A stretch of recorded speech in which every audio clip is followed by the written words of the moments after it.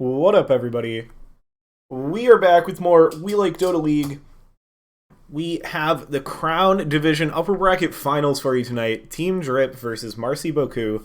Both of these teams on an undefeated run so far through their brackets to get to the Upper Bracket Finals. Both teams looking very strong. And we already have a draft for you, so let's get right into it. Team Drip focusing the Marci Beaucoup offlaner to start things out with the Weaver, Necro, Viper bans. Weaver, you might be thinking, why is he saying this is a offlane ban? But it's a bit of a specialty for Relapse Gamer. And we've seen Marci Beaucoup have a good amount of success with it. 3 out of 4 games they've picked it this season, they've won. So, no shock seeing it get banned out. Looks like they'll go to the Dragon Knight. Nice flexible opening. Hero that's been very good throughout this league. Had seen some nerfs, but still right up there in the meta. So no surprise seeing it opening up our draft.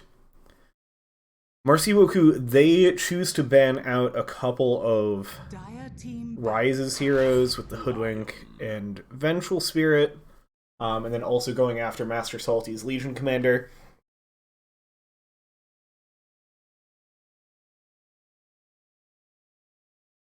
So that Team Drip end up going for the Lion.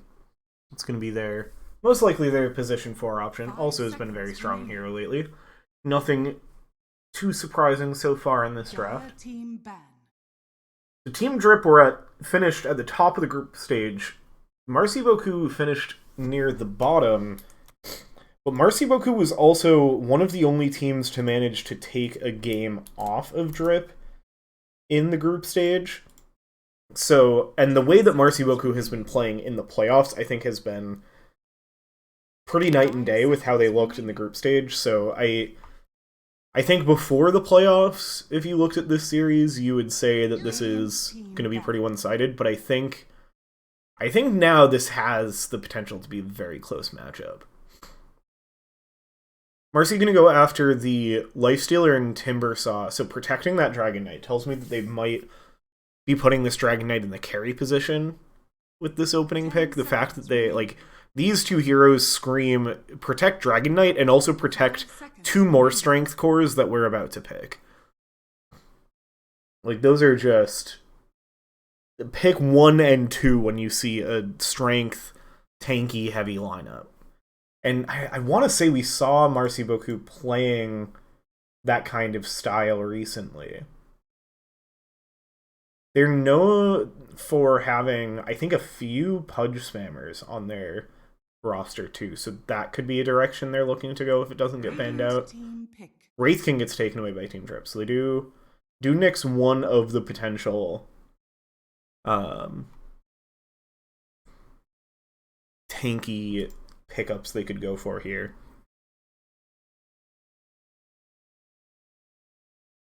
Ten seconds remaining. See what Team Drip want to open the second phase of their draft with. Likely something for Master Salty in the offlane, or just their other support pick. They love going to the Lich. Snapfire is an old classic for them that they could go back to. The Jakiro as well. Their pool is pretty deep. It kind of depends on what they're feeling for this matchup. Probably looking at something that's going to help you get through these tanky heroes. Yeah, it's going to be the Jakiro. Solid amount of damage.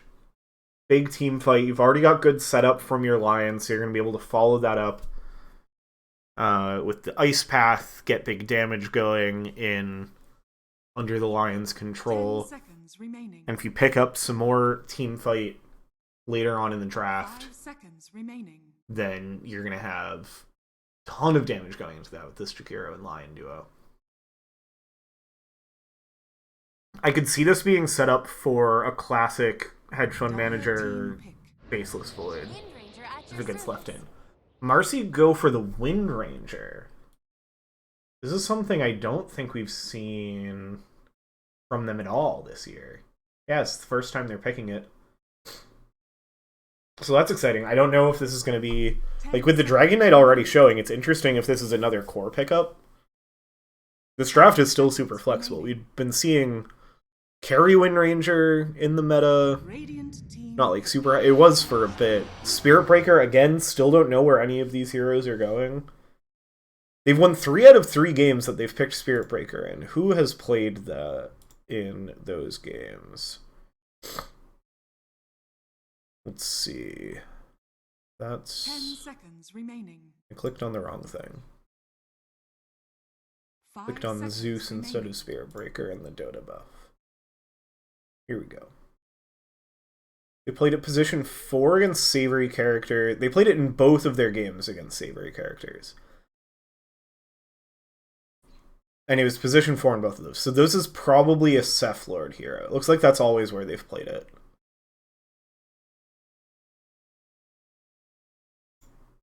Yeah, and against Mudboys and Savory Characters, when they've played it, they've been busting out these super tanky drafts.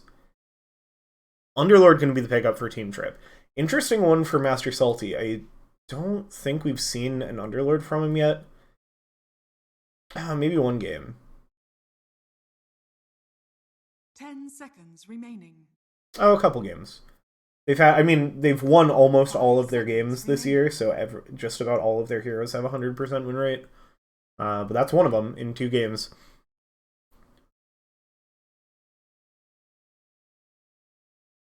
And that's going to give you some nice AoE lockdown to go with the Jakiro. You've got the Pit of Malice to hold people in place, and it's going to be the Juggernaut for Hedge Fund Manager. They'll leave Ape's pick for last. It's going to be where they look to have the ability to survive and dodge away from some of these big stuns from the Wind Ranger and Dragon Knight. Spirit Breaker will still stun you through the spin, but that built-in debuff immunity will be resilient to some of the stuns on Marci Beaucoup's lineup. See what they want to answer with here. Their draft is still so open. I imagine they're going to go for their position 5 here, because a Wind Ranger Spirit Breaker support duo sounds fun if they can pull it off, but it sounds super greedy. So I'm imagining the Wind Rangers going in the core role. The Dragon Knight kind of has to go in core. Spirit Breaker can be flexible. Like, this could be your core trio, and I don't dislike that idea, but we've really only seen them play this SB as a support.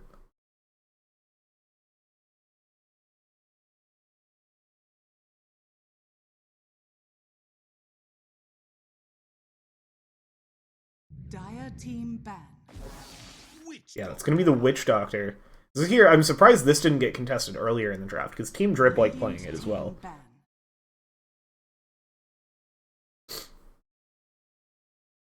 Outworld Destroyer banned out. I like that ban a lot. Ape can definitely pop off in this game. It gives you interrupts for the Witch Doctor, and it gives you good setups for the Jakiro. Could suggest that Marci's looking at going a Faceless Void here to close out the draft, which would be pretty interesting. It's still, like, Dragon Knight and Wind Ranger, you're showing absolutely nothing of what lanes you're going to have to deal with on Team Drip. Which is why I think we see them going for these heroes that just win any lane in the form of Underlord and Juggernaut. I could see them going for, like, a Lina here. Just, like, if this last pick is still ambiguous where the cores go. 5 seconds remaining. Dire team back. They ban out Drow and Leshrac. So they're like between carry and mid. I do agree, like, even if Marci Beaucoup is picking a mid laner here, I wouldn't mind seeing something that kind of carries a game a little harder. Wind Ranger and Dragon Knight both can run away with a game, but neither of them feel like that hero that you can really put your whole game on the back on if you have to. Wyvern, the other band for Marci. So both sides concerned about high magic damage and ranged heroes. I think this is going to be a Faceless Void with that Wyvern ban as well. seconds remaining. I mean, that could also just be protecting, like, the Dragon Knight's mid lane. And this is going to be an off-lane pick, and then you put the Wind Ranger carry. To me, it feels like the most straightforward way to do this, though, is put Wind Ranger mid, Dragon Knight off. And you slam a carry here.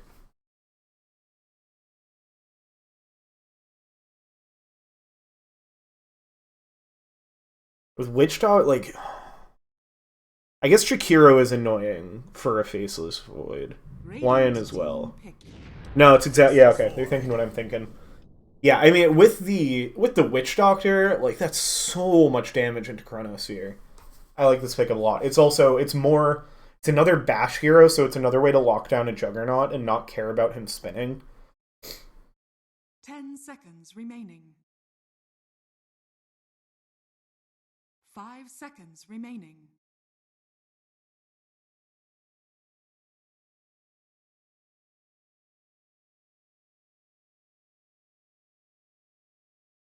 What do Team Drip respond to this with? You don't have flex potential really with this Lion or Jakiro, so you can't go for some other save hero on a support. Vend was already banned out anyway. I mean, there's like the Shadow Demon. What mid lane hero can you pick up that's going to be able to deal with this Faceless Void? I mean, maybe you try, like, your supports are already pretty good against the Faceless Void, I will say. Like, Lion and Jakiro can both disable him from outside. It's going to be the Primal Beast. They're going to look to answer this by just turning up the tempo. They actually go, like, 2 durable cores on their side. Oh, it's Relapse Gamer on the Wind Ranger, so it's an off-lane Wind and mid-Dragon Knight. Which might not have been what Ape was expecting for the mid matchup. I like this. I like both of these teams' drafts. Both of these teams have good hats as well. Marci, Beaucoup been stepping up their hat game. But Team Drip, I mean, it's literally in the name. And they are dripped out on these heroes. This is a lot of comfort heroes here. I feel like. Hedge Fund Manager, Logano, Rise. These guys have these heroes decked out because they play them a lot. Master Salty. Like I said, we've seen a couple Underlord games from him.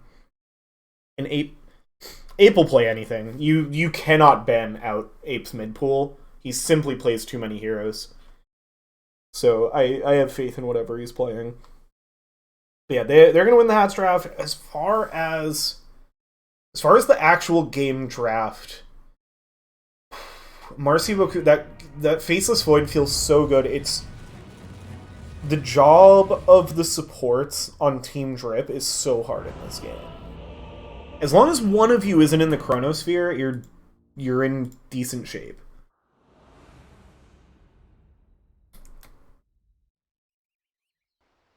This changes everything.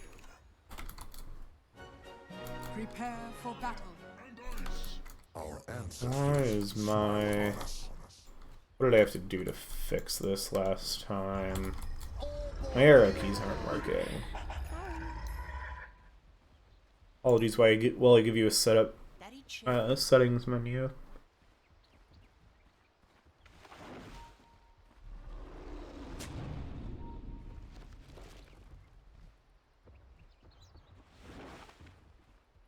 Is it this? I accidentally toggled this before.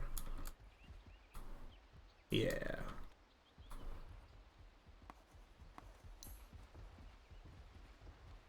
No, I'd try turning that down a little bit. It's a newer setting. Yeah, it feels right. 30 seconds to battle.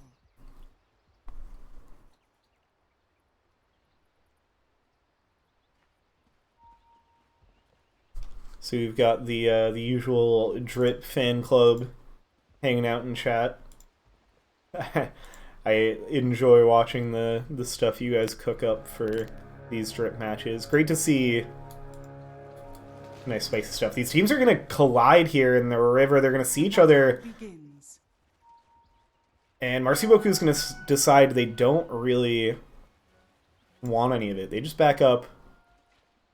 It means they're going to give up this third rune here. Master Salty's just going to take a nice little stroll down the river. Seth Lord will pick up 1 rune for them. Here's that. Winter's going to see Master Salty here, but level 1 Faceless Void isn't doing anything to stop this slug from walking right along to lane.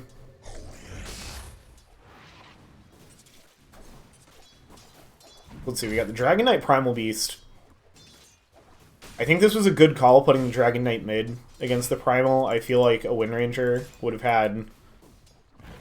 been a little scary. Would have been able to see this Primal Beast thing start just trampling all over a Wind Ranger. Dragon Knight should have a nice stable lane. Shouldn't be too threatened. Also have supports sitting on low health to start things off. You also get a nice lane combo here of Spirit Breaker Wind Ranger, just having this like front line for an offlane Wind Ranger.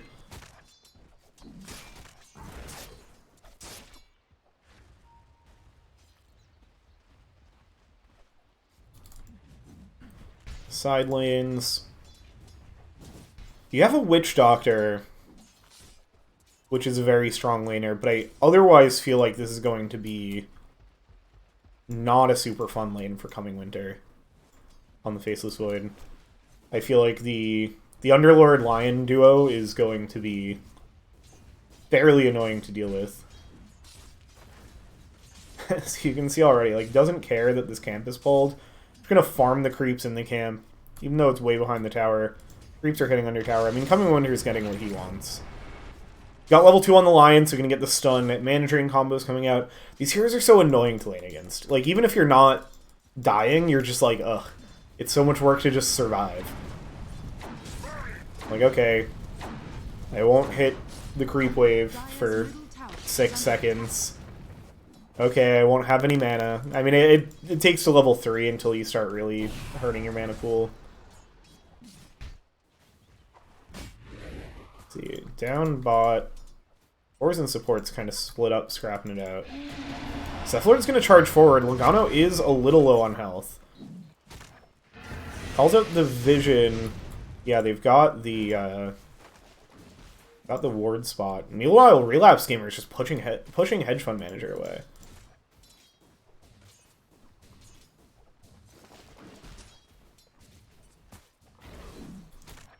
Farm so far pretty even across the board. Another charge coming out.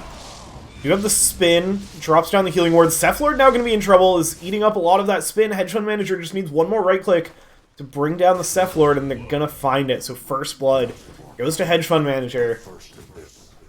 Looked to get run down, but Juggernaut is oh so hard to deal with. Relapse Gamer does still want to punish. Doesn't quite have the tools.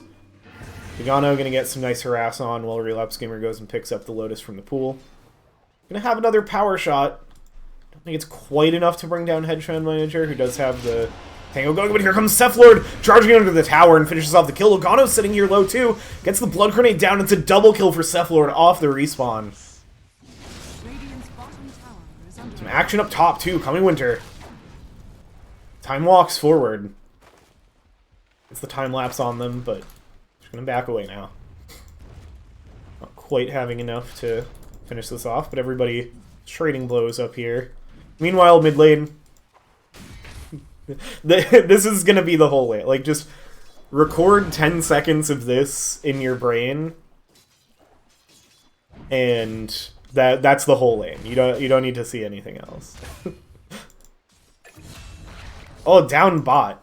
Seth Lord gets brought down again, trying to defend the ward up on the pillar. Gano brings him down. Is that ooh, it gets broken by the camp. Mostly just Jakiro.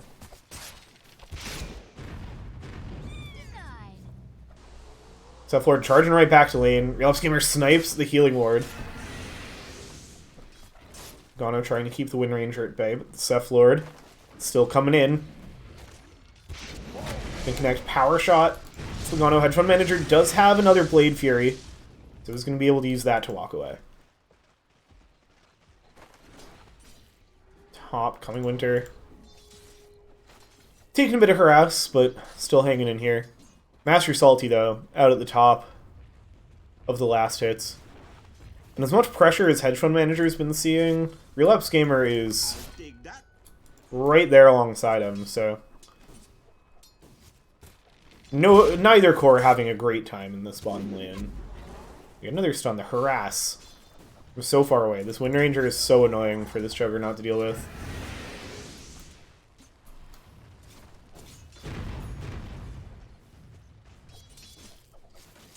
Mid lane's been super even. And even top, like, Master Salty's ahead, but Coming Winter is not that far behind here. Get the rotation through the gate here. Raiden makes the trip over and Logano goes down. Relapse Gamer picks up the courier as well. Nice little twin gate usage from Raiden.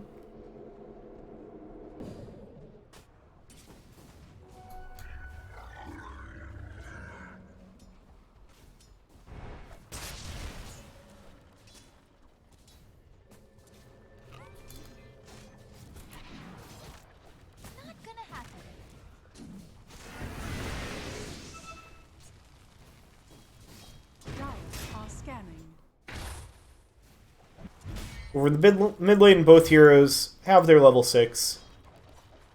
But they're still just happily hitting creeps. Raiden with the early smoke, gonna go set up on the Radiant Wisdom Rune. Love this play. It's how you get these early advantages. They're gonna get a rotation down bot from Ape, though. Cephlord stunned up, but is gonna get the charge away, and Ape can't stay on top of them. Raiden snags the Wisdom Rune. Rise not there in time. Relapse Gamer making the trip over for the Dire Wisdom Rune. They're going to get both. Rise is looking for this Witch Doctor. The smoke, the TP away.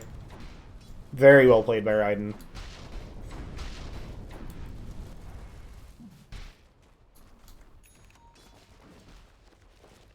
Cephlord making the trip up top. Try to help out Coming Winter. Rise is going to connect with the stun under the tower. Mana Drain as well. Yeah, Coming Winter not going to have a great time in this lane. Cephlord now going to charge forward. Supports are here. Try to relieve the pressure. The damage out on Rise. It looks like they'll get their return kill on Raiden.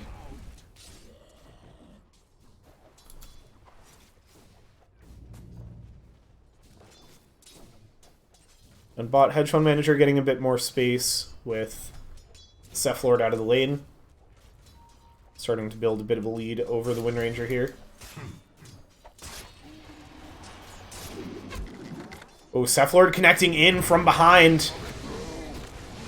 Damage going both ways. The stun there. Hedge Fund Manager lives. Relapse Gamer goes down. The Cephlord just trying to finish it off, but it's so long until you have another charge. Maxing Bash first. Doesn't have the reduced cooldown. Now just going to be forced to look to TP away. No Ice Path available, so we'll be able to survive. But that is... Ooh, that's brutal. With the Focus Fire, it looked like it was going to be enough. Just enough healing coming through. And now top 8 makes the rotation in. Rise is right there. Ooh, but a nice cask from Raiden. Up from the high ground. Coming Winter able to time walk away.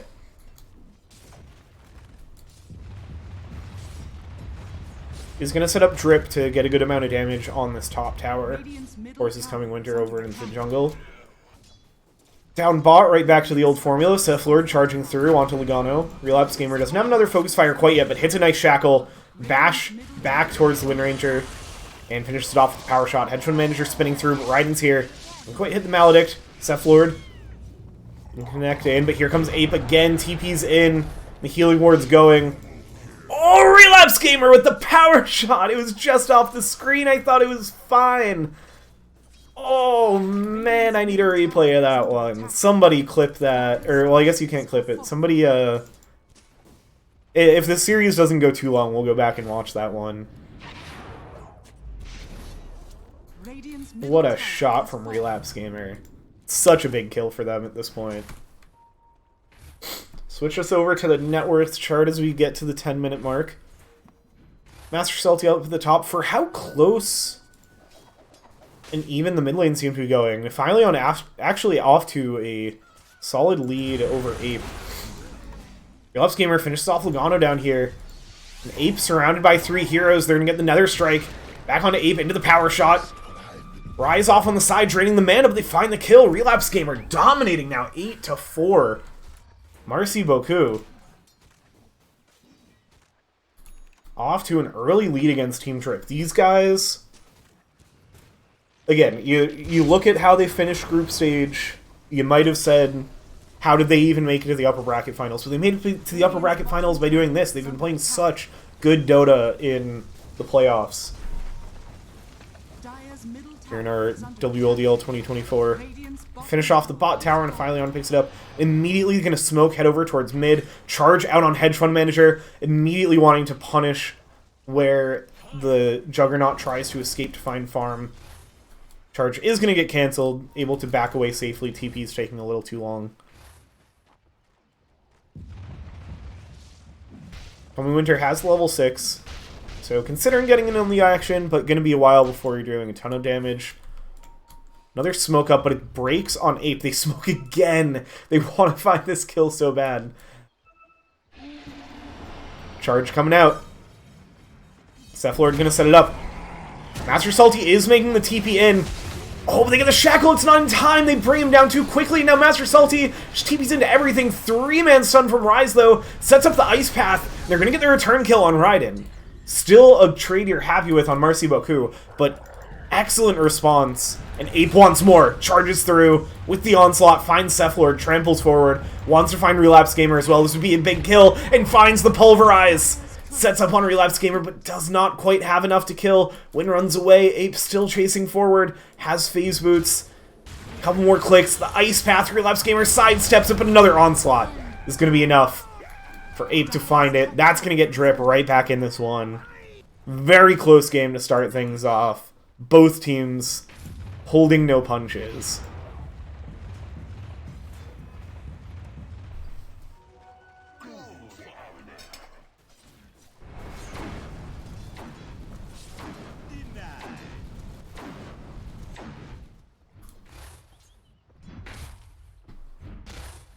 Let's see, we've got Blade Mail being worked on by Ape. Cephalord stunned up by Rise. Lion is a hero that a little harder for Spirit Breaker to deal with.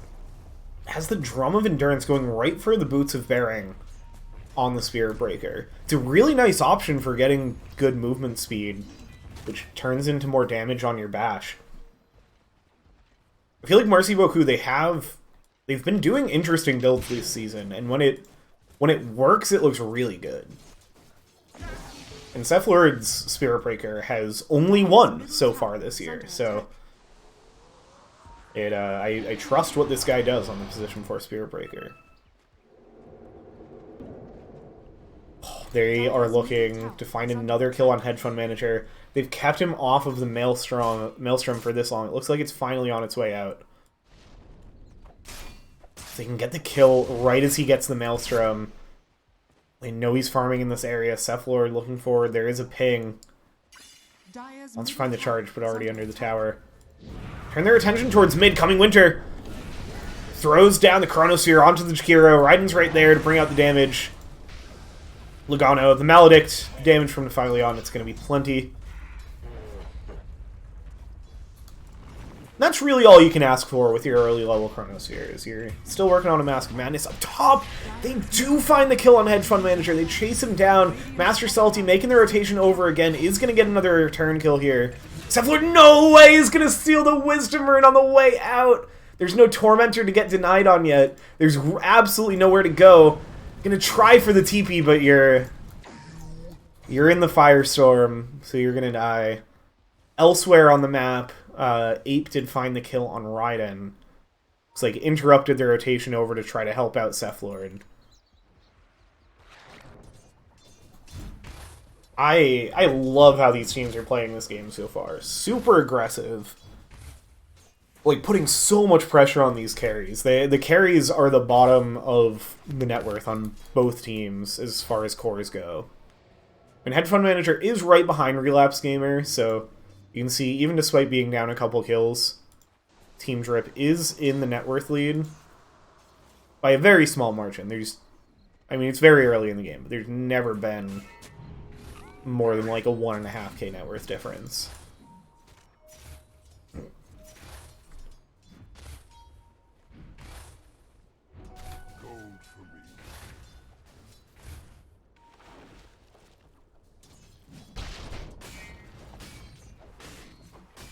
Marci Beaucoup setting up in their top jungle again. They're gonna go on Relapse Gamer, but the Ice Path and the Onslaught don't connect, and there's so many heroes of Marci Beaucoup sitting here waiting. Macropyre goes down, Raiden trying to escape, find a good position to get the ult going. Now he's gonna drop it, gets the Maledict on Ape. It's taking so much damage, does manage to back away. Relapse Gamer looking for the Shackles shot, but not quite off cooldown. And Phylleon does manage to clean up both of the supports on the backside of that fight. So Marci Beaucoup in perfect position to be able to punish that go from Team Drip.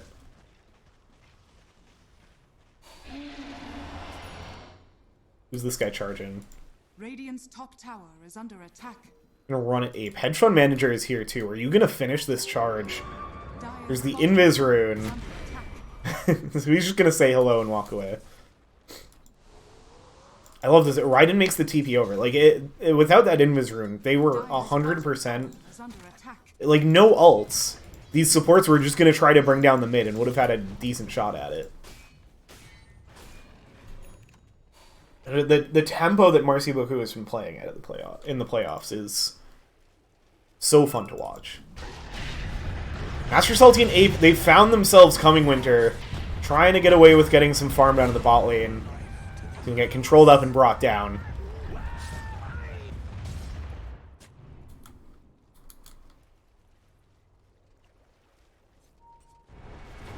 But I feel like at this point, like, the Faceless Void is purely your late game backup plan. Like, both a Wind Ranger and a Dragon Knight, fully capable of carrying a game. So, and they both come online a lot earlier. You've already got Mage Slayer Yasha done on Dragon Knight. Yeah, you've got Maelstrom working on a crit for Relapse Gamer, like just going farm into straight damage. These guys are here to kill people. And so all Coming Winter needs to do is hit these Chronospheres, and so far been pretty good at that.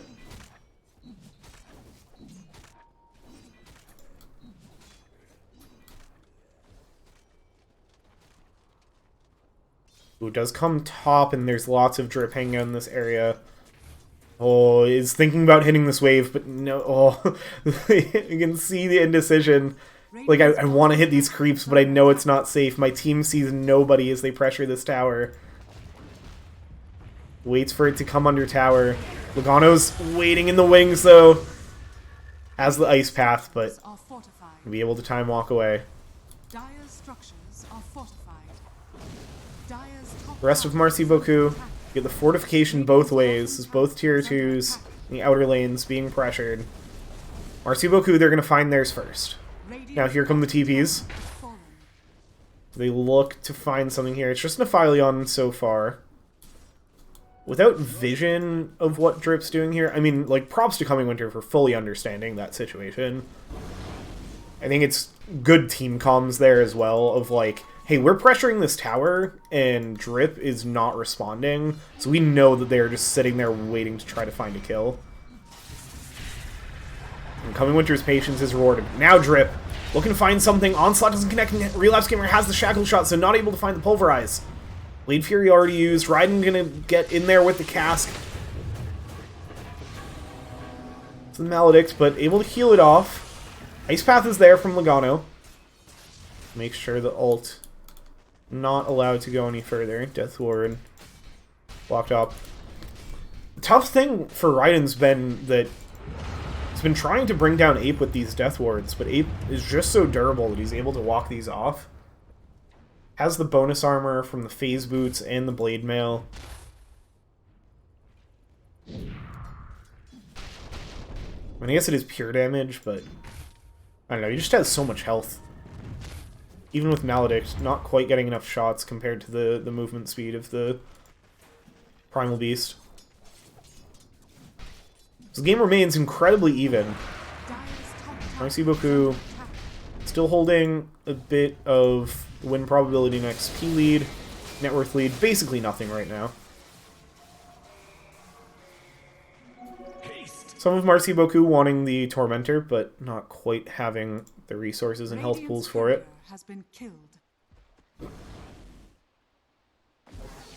It's an interesting place for that courier to die. I wonder if Logano went through the Twin Gate. Your Relapse Gamer is healed up. It's coming back. Seth Lord's here this time. Okay, now we're doing the Tormentor. They still can't do it with 3. Relapse Gamer's gonna die. Runs away at the correct time. Seth Lord gonna help them finish it off. And they get the planar pocket for the Seth Lord.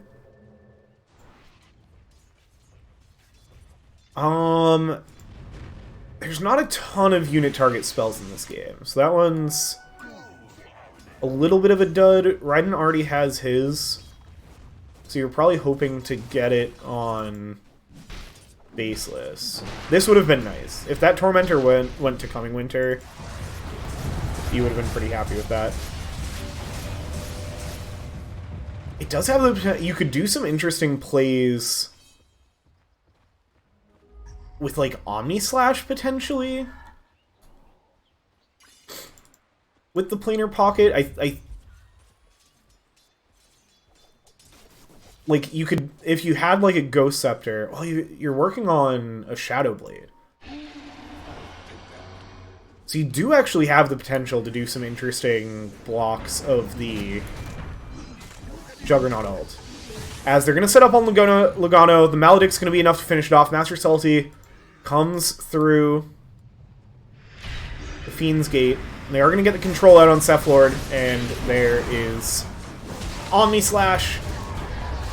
Marci Beaucoup, though, showing up here, wants to find it in the Chronosphere onto Hedge Fund Manager and a couple friends. But they are eventually going to have enough damage. Yes, they bring down Hedge Fund Manager, so Nephileon finishes it off. Raiden trying to escape. Huge shackle shot from Relapse Gamer, and now Raiden's back in. There's the Death Ward they're looking for. Coming Winter back on top of Master Salty. They have the roots out. Master Salty trying to escape, the power shot's there. Yeah, that was a hell of a shackle shot. Relapse Gamer found exactly the angle they needed, and that completely sends the fight back their way. They bring down really all 5, because this doesn't include the kill on Logano, but that started it off. So that is the Seth Lord for 5. This is, all of a sudden, the biggest lead either team has had all game. And the threat of yet another Tier 2. They're going to have the Fortify here. Wears out the end of the Dragon form for Nephileon. We get a nice path into Macropyre, and Rise goes in, looks for the Finger of Death, but it's not quite enough, and Coming Winter's right on top of them. They get the control, though. Coming Winter needs to have the time-lapse off. Is silenced, gets away now up to the high ground. He did find 2 kills and is going to have the Pulverize. Okay, so this is a big response back from Team Trip. They get the punish. Marci Beaucoup, they stay too long trying to push the tower, and it's right back to an even game. Once our graph updates for us.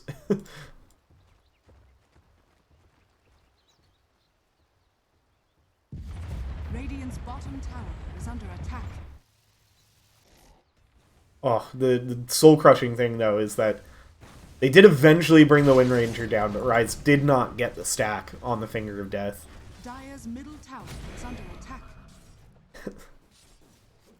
Hedge Fund Manager drafts for Team Drip. I mean, I'm sure, like most of our teams, it's all a big discussion between the team of what everybody wants to play. But I guarantee they're banning Spirit Breaker next game. Win or lose, Seth Lord has been such a problem for Hedge Fund Manager specifically that this guy's putting a ban on the Spirit Breaker.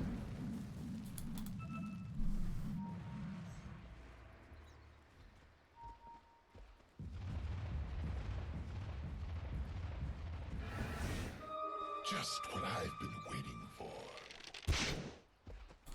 The other thing, going back to this Drum into Boots of Bearing with Shadow Blade in between build on the support Spirit Breaker, your cores benefit from it so much. All 3 of your cores are right-click cores.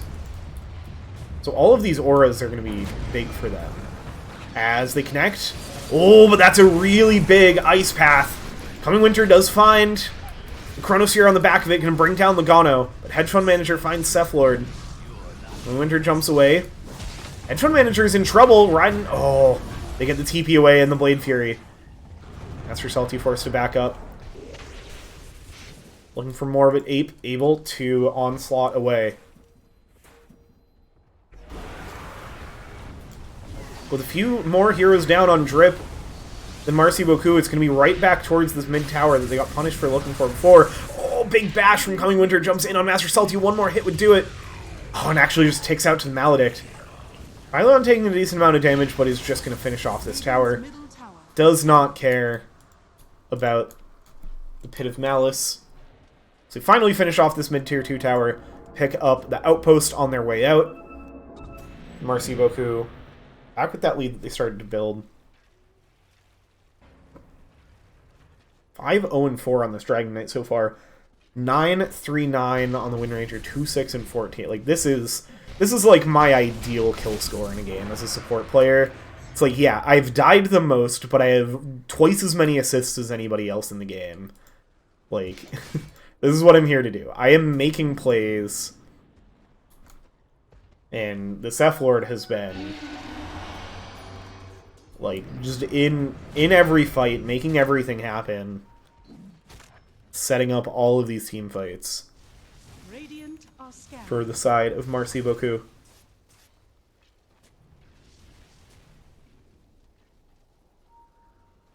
Drip with the smoke. They're going to find the initiation onto Coming Winter.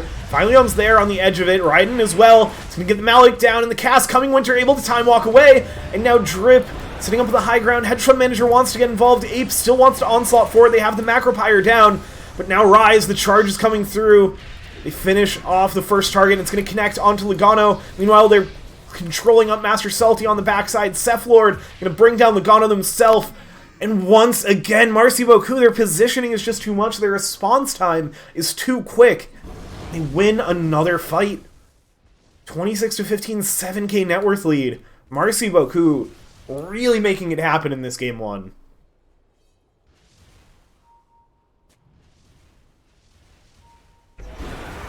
Radiant's top tower is under attack.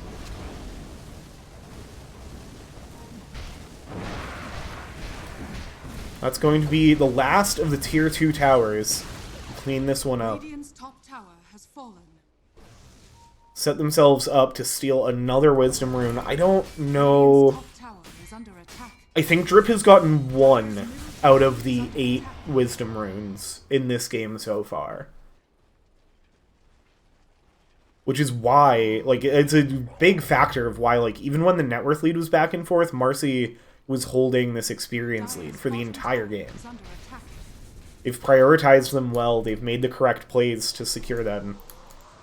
So now it's into Roche, and that's going to be... I mean, the next things you have to think about is how are we going high ground? And Roshan is going to play a big part in helping make it happen. Not a lot Drip can do at this stage to be able to contest this Roche, so it's going to be free for Marci Beaucoup. Pick it up, they give it to Relapse Gamer. Damn, bought just the supports! I was watching Roche, I didn't even notice this happening! Just the support duo. It's a charge in from Spirit Breaker. It's Raiden connecting with the cask on the wave. It's a Death Ward, it's a Maledict. It is a very durable mid-lane core hero brought down by 2 supports. That is, I mean, if this was later in the game, that opens up the door, but it's actually not too long of a respawn time, so Drip aren't really going to have to worry about this exposing their base to a 6v4 situation.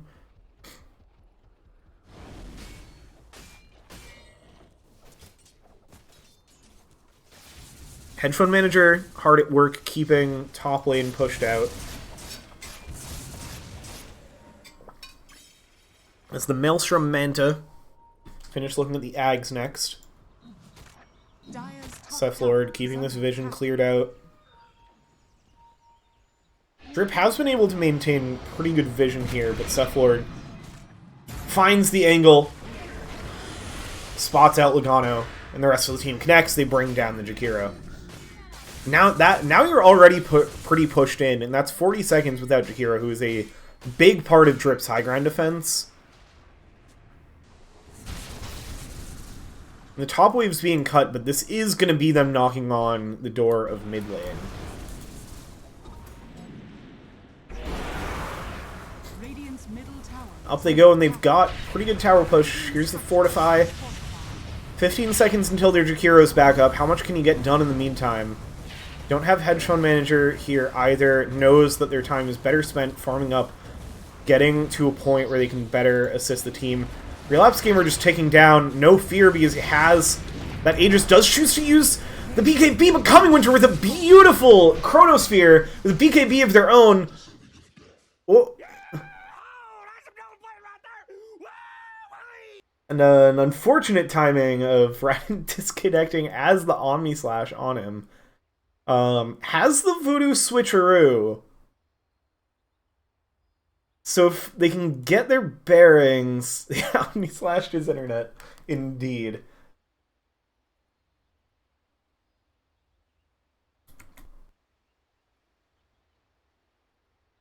So yeah, if Raiden can get their bearings enough, if the team is checking his cooldowns, he gets into Voodoo Switcheroo here. The Omni Slash jumps to Coming Winter, which is a little scary, but he's at full health.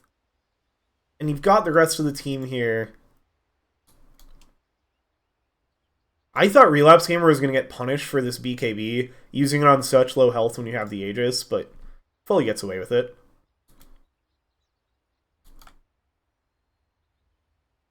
Alright, looks like they're good to go. Will Raiden push the button fast enough coming off of this pause?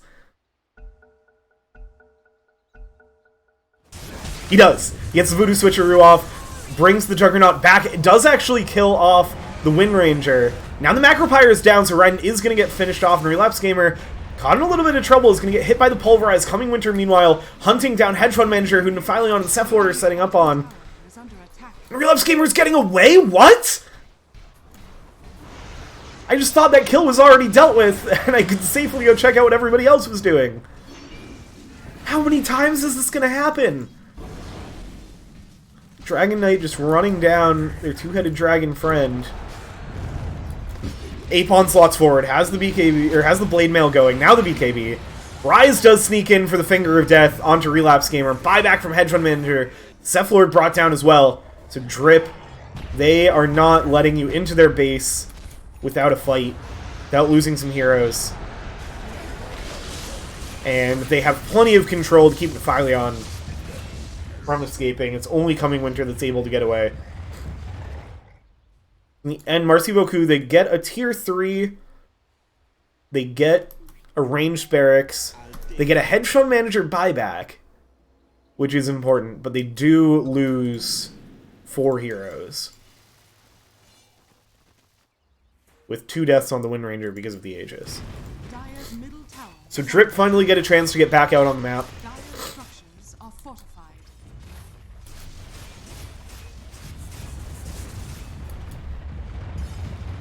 Oh my goodness, Cephalord is toe-to-toe with Master Salty here in terms of net worth. This guy's been having such a huge game on this Spirit Breaker. Silver Edge Boots of Bearing with Chad build.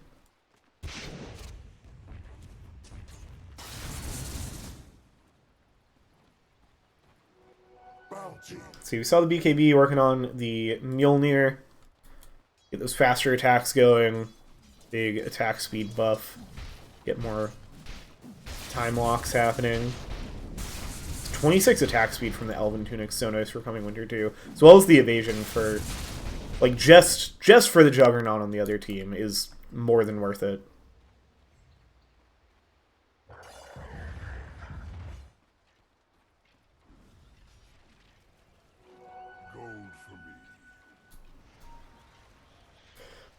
Got Blink Glimmer done on Witch Doctor.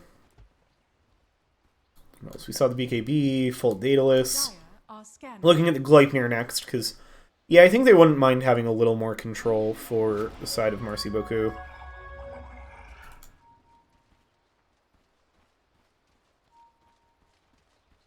Got the Ags done on Dragon Knight.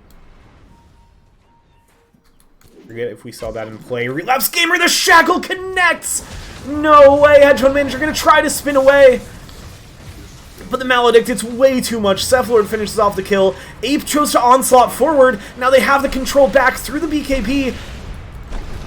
With another strike, and Raiden gets another kill. Now coming Winter, Chronosphere onto 2, but Lion on the outside, able to get the Hex. So does save the team. Nephilion, though, just pouring damage into Master Salty. Oh my goodness, the shackles from Relapse Gamer. They control up Logano, they bring them down. It's going to be 2 more buybacks from Drip. Make that 3.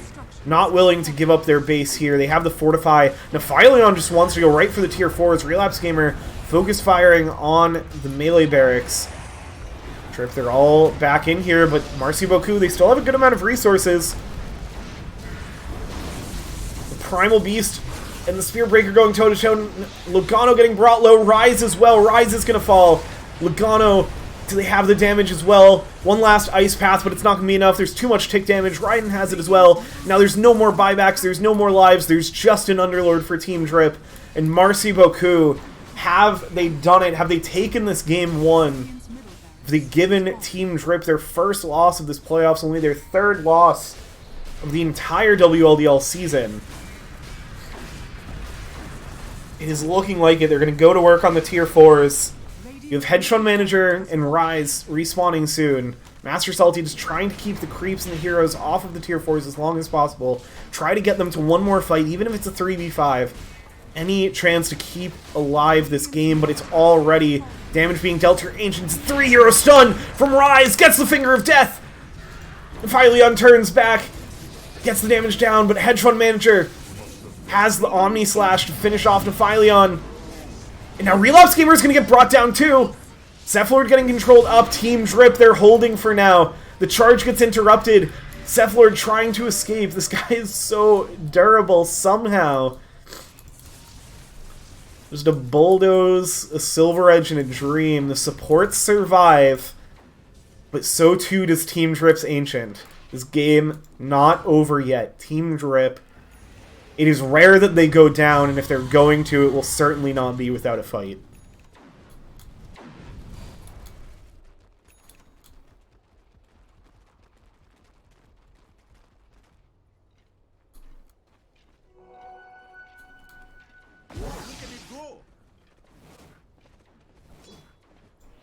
Alright, so we're going to get a bit of a reset here. Team Drip. I mean, they only lost the middle barracks. So they'd have to be on top of controlling their mid lane, but they've already got that pushing out. There's a Roshan back up. And yeah, the pings are there. I think from both sides.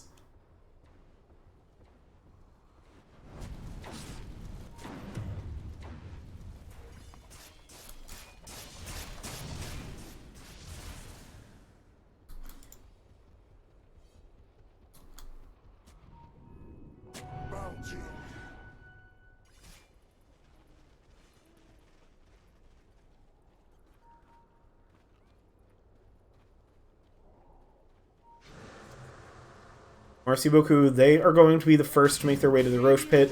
Scan from Team Drip is going to immediately identify this is where Marci, Beaucoup is. But it looks like they are not going to look to contest it. Master Salty uses the Fiend's Gate. Gets the tower pushing in. But yeah, this Roche going to be conceded. It's Aegis and Cheese. Philion will make the slot for the Cheese.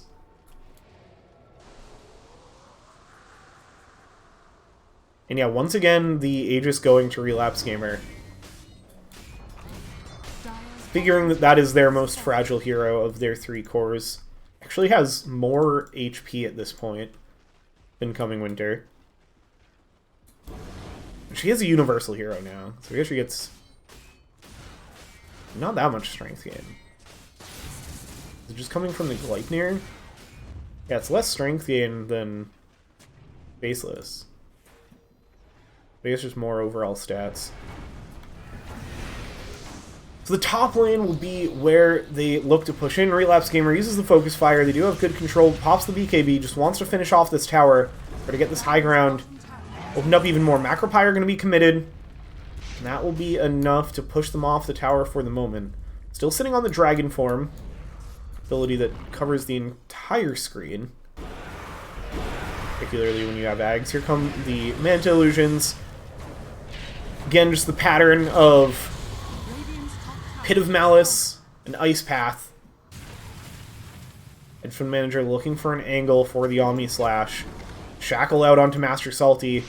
Gives him Phylea on the space, just keep going to work on the towers. Cephalord charges in. Underlord is a tough target to bring down, but they're starting their focus there. Give them another strike, and here comes the Omni Slash, finds the target, finds Relapse Gamer. It's just a Swift Slash for now. Bleed Fury away, coming Winter. BK beat up, getting pulverized. Doesn't get the Chronosphere off yet. Now finally drops it, but it's not on anybody. Hedge Manager did get brought down, though. Had to buy back. Cephalord in on the backline to Phylea, bringing out the damage, and Hedge Manager goes down again. Ape getting pushed back into the fountain of Phylea, piling on the damage. Maledict there as well, but able to heal it off. They finish off the top barracks. And now they go right to the Ancient again. They use the Gale Force, push them back in, and GG is called. Marci, Beaucoup. They close out game 1. And they have been on such a roll in this playoff bracket. What a turnaround from their group stage. Things are really clicking and firing in all cylinders for this team. Their team fights were just beautiful throughout this game. It was so even for so long, and then they just win some crucial fights and really close it out. Great stuff. MVP, I'm sure to no surprise if you were listening to that cast, absolutely goes to the Cephalord. Participates in 35 out of 43 kills in this game. Was just all over the map, constantly making plays happen. Really, really impressive performance. I guarantee Spirit Breaker's banned next game.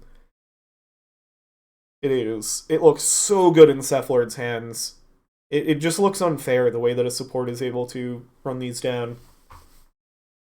Yeah, I mean, 13-2 and 10 on the Dragon Knight, 12-5 and 20 on Relapse Gamer's Wind Ranger. This offlane Wind Ranger was such a sick pick. Relapse Gamer plays such weird heroes in the offlane. I think they're not really an offlane player typically. I think they're filling that role for this team because they don't really have an offlane player.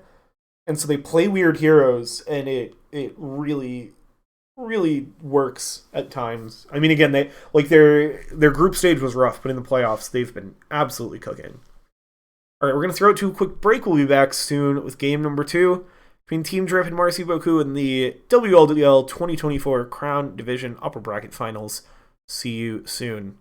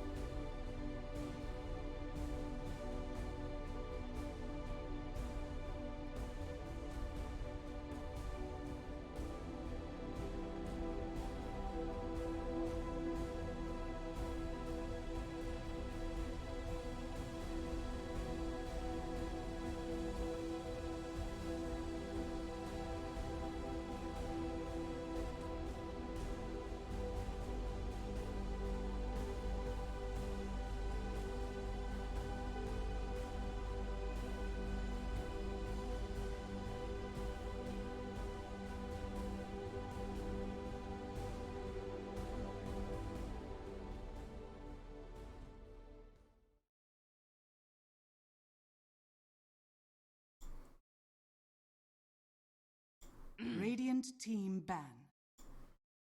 Alright, we are back for game number 2 between Marci, Beaucoup, and Team Drip. Marci, Beaucoup taking game 1 in what started out as a back-and-forth game that eventually snowballed out of Team Drip's control and into the hands of Marci, Beaucoup. Dire team ban. Similar bans starting things off in game number 2. Marci, Beaucoup, it looks like going with the same 3 bans. They've also got first pick again in this one. So exactly the same draft setup. What will be the adjustments for Team Drip? Marci, Beaucoup, I think they'd be pretty content going back to something similar. Yeah, there's the Spirit Breaker ban. I knew there was not a chance that was getting through in this game too. It looked so good for Cephlord. 5 seconds remaining.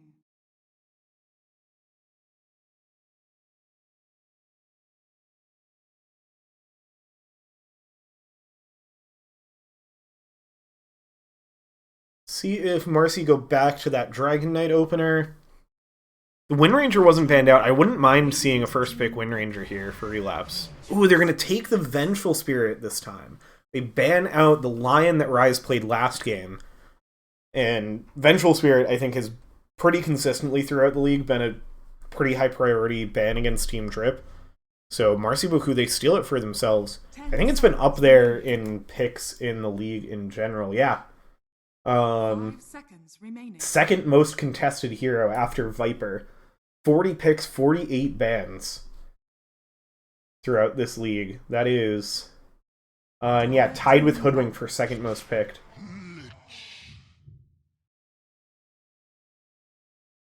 Lich is going to be their spawns for Team Drip. The Logano specialty, I believe, might be Rise, but I'm pretty sure that's Logano's hero.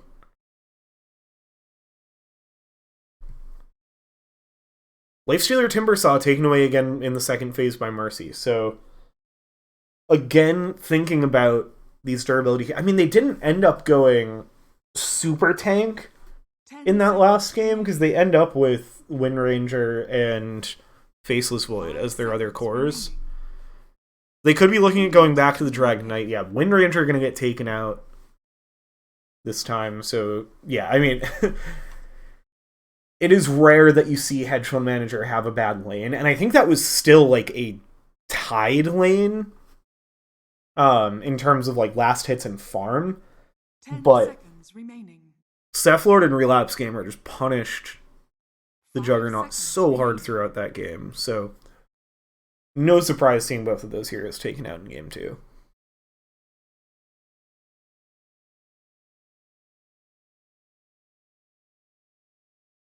Dire team pick.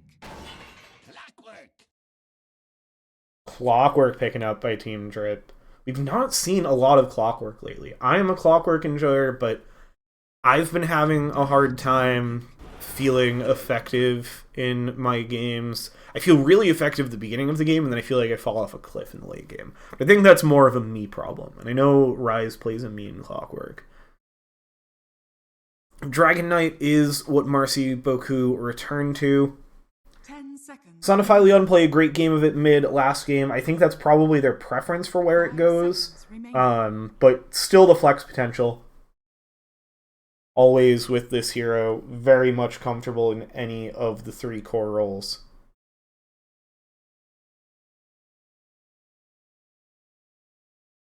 Radiant team pick. Oh, and here's the Wraith King.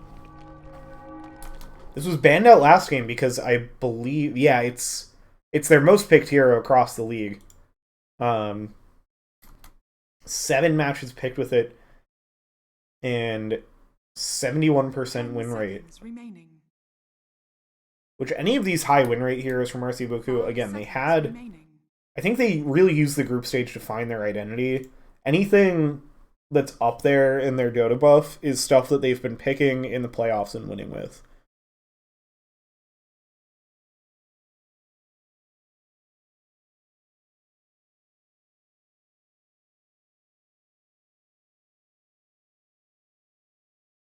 I think it fits well with their strategy of, like, that we saw last game of, like, all of their cores being pretty Radiant similarly impactful. It's a nice one where Coming Winter can have a ton of impact, can, you know, play that traditional carry role, but also leaves room for the other two heroes to kind of step up into the big carry roles as well. Team Drip go Razor. I do like this as an 10 option seconds remaining. into the Dragon Knight and Wraith King. You do have 3 point-and-click stuns, though, 5 seconds so there are remaining. tools for escaping this static link. Or at least helping yourself get some distance, and like bring down the Razor before the static link becomes a problem, if you just chain these stuns together well.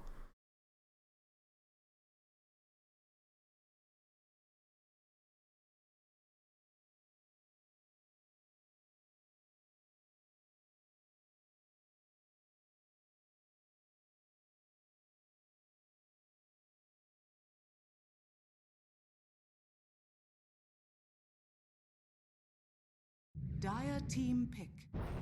Phantom Oh, and then they go to the Phantom Lancer, so this is going to be probably an offlane Razor. I think it's kind of left as a flex. I think it's likely they leave Ape's pick to last again. But a mid Razor would feel nice against a Dragon Knight. 5 seconds. And I could see them sneaking in a Master Salty last pick here.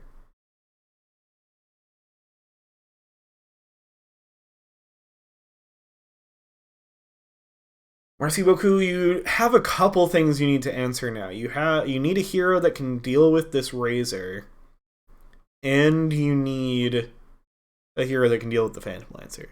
Basically, it's fairly straightforward. You could go to a Pugna, because you still have a support to pick. Or you could shove a Pugna in a mid lane if you really wanted to. That's one of the better AoE illusion clears I'm seeing. Oh, it's a Bristleback. This is disgusting. This was what they drafted against Mud Boys, if I remember right. Not necessarily strictly this draft. 10 seconds remaining. They've just been playing all these tanky heroes in 5 seconds remaining. in the playoffs. Like they had a Viper Wraith King Pudge core trio against Mud Boys. They had DK Necro Wraith King and Dawnbreaker Necro Wraith King against Savory characters. They love their beefy boys, and they've got 3 of them here. Zeus banned out, so now they go after supports that are going to be problems for their cores and maybe problems for their last overall pick. OD banned out again, so maybe even wasn't a pick to protect the Faceless Void last 10 game. seconds remaining. 5 seconds remaining. Dire team ban. And Treant Protector, other ban. I don't know if I'm scared of. I mean, it is good AoE control for like a Razor and a Phantom Lancer. I think why they would be worried about it. I feel like you're looking for more something with a ton of AoE damage. They could take the Jakiro themselves here. I still like the Pugna as an option for AoE illusion deletion. You just drop down your Nether Ward, hit R on it, and all of Phantom Lancer's illusions go away. I mean, I guess with his Ags, that's less of a threat, but Life Drain is not on a long cooldown. You can just do it again. Leshrac taken out as well. That honestly, if you had a support... Oh, are they going to go Pudge? 10 seconds. Oh, they could go Pudge here 5 seconds for their second remaining. support. God, it would be like... They would get so killed by, like, Drow. I mean, you can't really pick Drow with Drip's lineup at this point. You need some, like, Shiva's carrier... Maybe Doom for Master Salty, and you put the Razor mid. and you just get Ag so that you get the AoE Doom, turn off everybody's healing. But I feel like you're not that concerned about healing. You need like the Lifestealer that was banned out. Like the Lifestealer Timbersaw bans are spot on for going into drafting Dragon Knight Wraith King Bristleback. You need something else that's going to do something similar of like percentage damage. They go to the Shadow Shaman. Interesting. I guess you're content with the Bristleback answering Phantom Lancer. Maybe you're fine with Bristleback for the Razor. Like, the more I think about it, I don't think about Bristle as a PL and Razor counter. But I like this idea because you just... If you're running away from Razor when you're linked, you don't care that your damage is being stolen because every time he gets that automatic attack through the static link on you, you're sending quills back his way. And how long can he sustain chasing you down like that? Like, he's going to need a ton of sustain to be able to survive that. You've got so much single target lockdown on Marci. It's a Shadow Fiend. Okay, it's not Drow, because Drow mid would be greedy, but it is a scary right-clicking backline mid lane hero. So yeah, it's Master Salty on the Razor. Okay, Marci Beaucoup. This is good drip from them. Good hatch draft. But Team Drip also have... I mean... Very hard team to beat in the hatch draft. They do not give you any doubt as to why they are Team Drip. The Brain in the Jar Clockwork, Logano's Lich is always sick. Master Salty's got the Arcana on the Razor. Hedge Fund Manager has a million particle effects. I don't think I've seen this Shadow Demon or Shadow Fiend set before, but it looks great. Yeah, hat draft definitely goes to Drip. Actual draft, I feel like I'm going to favor Drip on this as well. I'm concerned this Bristleback isn't enough to be able to deal with the big scary heroes of Razor and Phantom Lancer. I feel like there's no... Ape's game on Shadow Demon... Shadow Fiend, god, why am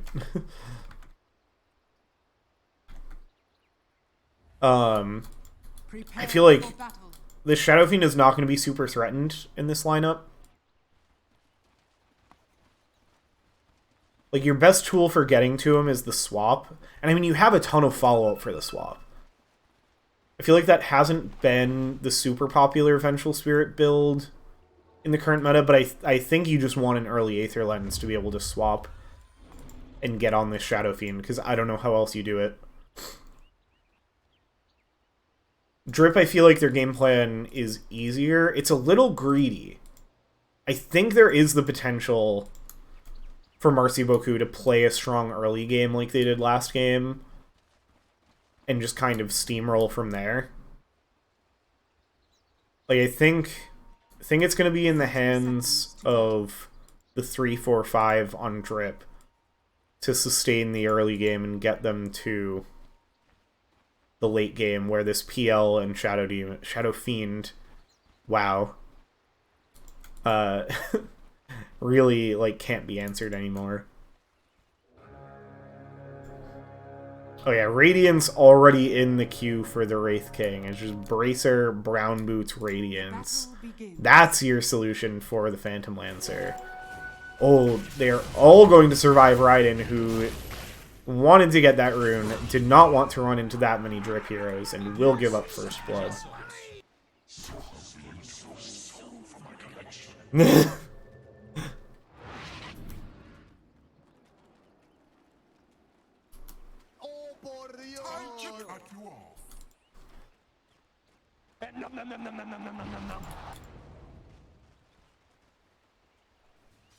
All right. let's see. 4 lanes, we've got Shadow Shaman and Bristleback up against the Lich PL lane. This has the potential, I think, to see some early kills. Phylleon reprising the role on the mid Dragon Knight is, again, just going to survive what 8 puts down. There is, like, you get the Shadow Rays going, that will kill anybody. It's going to start cooking here. Oh, can they hit the 3? Doesn't have the mana for it. Actually, that was already the wrong one used. Up top, I mean, you've got good lockdown, but it's also a Razor Clockwork. That is... It is not an easy lane to run into. There's a lot of scary, annoying heroes in this game. On both sides. Down bot is where there's going to be the first action. Frost Shield on the Phantom Lancer. Logano going to step up, get some more right clicks going. It's actually going to be Logano that goes down first. Hedge Fund Manager should find the return kill on Cephalord. Relapse Gamer, though, is getting the stacks going. Cephalord is escaping through the trees. Turns around with the auto attack. The Cephalord again. Oh my goodness. This guy woke up to play Dota today. That was filthy.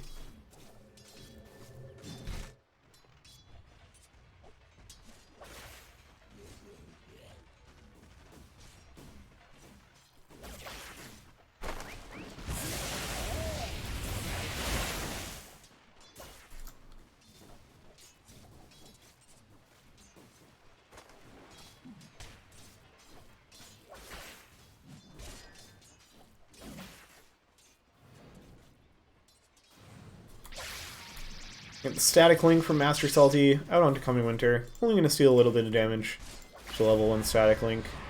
Doesn't stay connected for too long. Still annoying for your lane, but is now going to set up with some skeletons onto Rise. Plasma Field comes out, though. Discourage them from chasing the Clockwork further. Adios, payasos.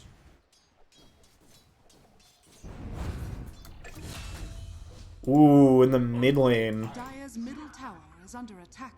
I imagine that was, yeah. Shadow Rays, Shadow Rays, Shadow Rays. Kill a lot of heroes. Even the very tanky ones. On bot, we're going to need a Shackle out on Logano. Does still have the Frost Shield. Relapse Gamer, though, stepping up. Yeah, this early point in Viscous Nasal Goo. It's exactly how they want to play the lanes, which is just running at your face. Finishes off the kill under tower, right back over to the lane. Go back to contesting the farm. And Relapse Gamer, like, for these 3 kills that they've gotten in the lane, does not have a ton of blast hits. Hedge Fund Manager not suffering too much in the column. I mean, not up where, like, Master Salty, I struggle to think of a Team Drip game I've cast this season in which Master Salty was not at the top of the last hits. Set up on Raiden, getting a nice long static link here in Plasma Field, and going to be able to finish it off. Skeletons are getting the damage out onto Master Salty. Coming Winter stepping up. Master Salty actually in a little bit of trouble with all these skeletons coming out. Trying to clear them away. They're so annoying, they're still running him down. Okay, they're going to finally clear them out, but that's, I mean, now you have no regen left. Oh, no. Ape, I am sorry that I'm missing these kills. You are simply killing the Dragon Knight too quickly while too much else is happening. But, can you guess what these 4 big columns are? Yeah, it's going to be Shadow Rays, Shadow Rays, Shadow Rays, Shadow Rays. That is how you play the hero, known as Shadow Fiend. Raiden wants to put a stop to this, wants to get Phylleon back into a comfortable place. Looking the early rotation over here. Getting the vision down. Looking for the angle. Now I'm going to step up Has the stun, is going to connect, it's just under the tower of the Dragon Tail, but Cephalord coming in as well with the Shackle. Raya's going to get in there to try to break it off. They need one more attack, but turns with the Shadow Raise and says, no thank you. Excellent timing from Rise to be able to break that up, and man, Raiden just did not quite have enough to get that one last auto attack in to finish it off.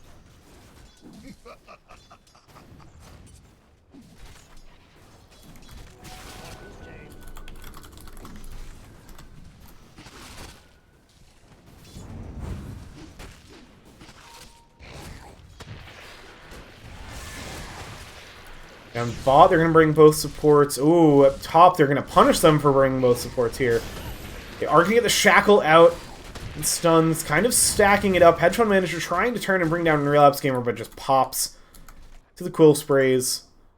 Ooh, Logano going to say, okay, if you're going to kill my carry, I am going to steal your Wisdom Rune.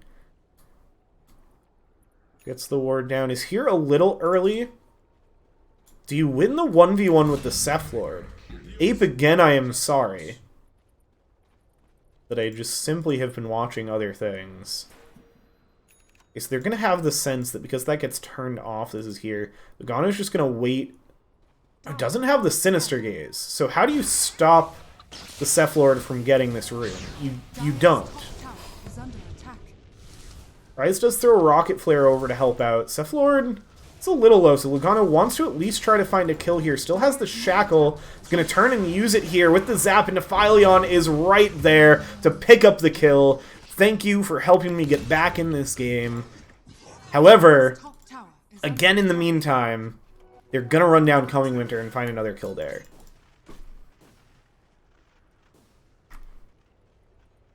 God, Ape is 5-0-0 on this Shadow Fiend. This is a hero I feel like we do not see at all right now. But when you're champion Ape, when you know how to play any given mid lane hero, you just bust it out, you style on him. You say, I don't care how tanky a Dragon Knight is, I will simply hit him with Shadow Raises until he is dead. It looks like Ape going to make the rotation down here to bot. Try to slow down Relapse Gamer. Ooh, I mean, Drip up at the top of both last hits and net worth so far.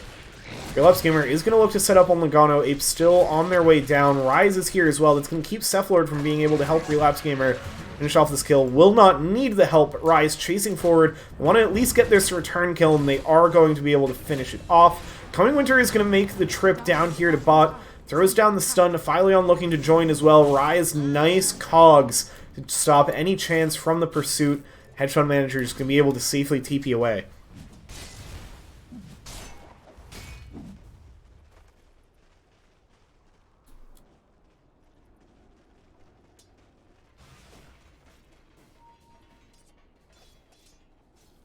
Dire's middle tower is under attack.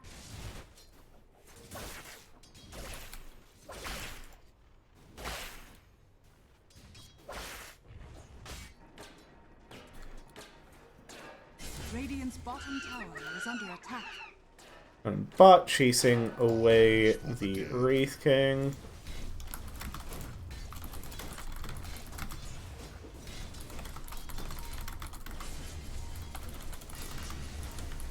Radiant's middle tower is under attack. Radiant structures are fortified.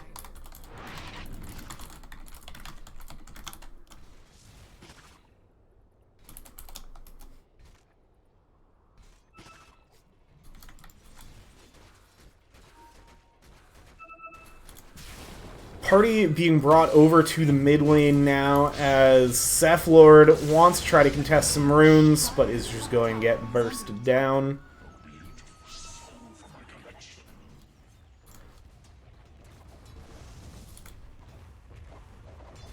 Dire's structures are fortified. Radiant's bottom tower is under attack.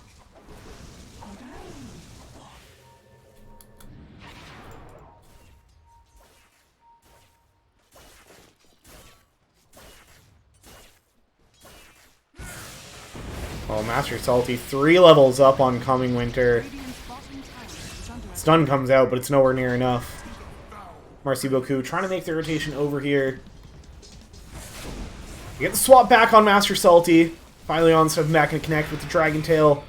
Raiden just getting chased away by Logano there. The Phylion trying to bring down Master Salty, but not going to have enough. And here comes Ape. Here comes the hook shot from Rise. Gets him in the cogs. Easy static link, and the Phylion brought down. Dire's middle tower is under attack. Dire's structures are fortified.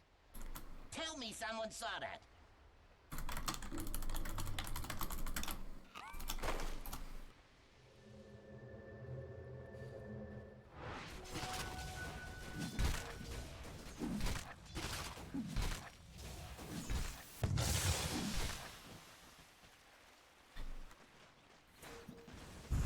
Radiant's middle tower is under attack. Over in the mid lane, Cephalor going to throw down the Shadow Wards, try to get some damage going on this mid lane tower, but Drip is there with the Fortify. Step right up, clear out the wards.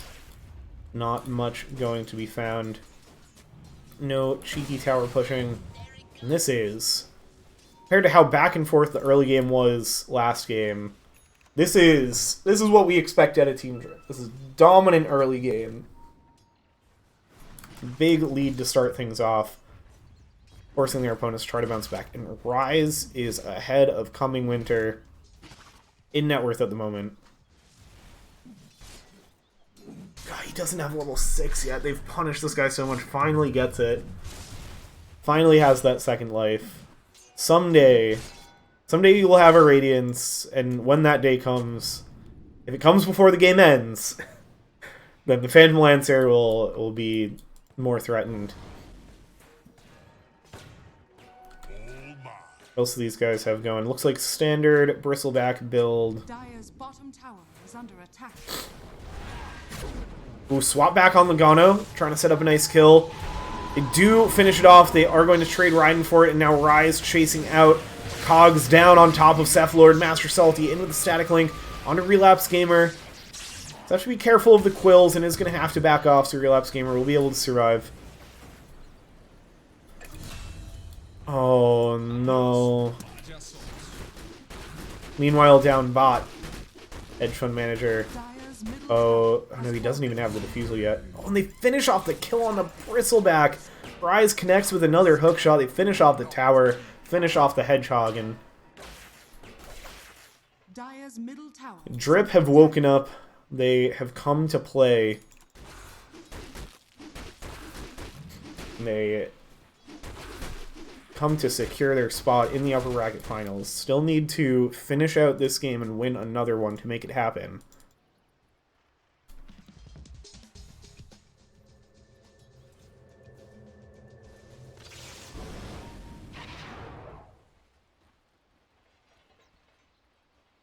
Radiant's middle tower is under attack. Dire's bottom tower is under attack.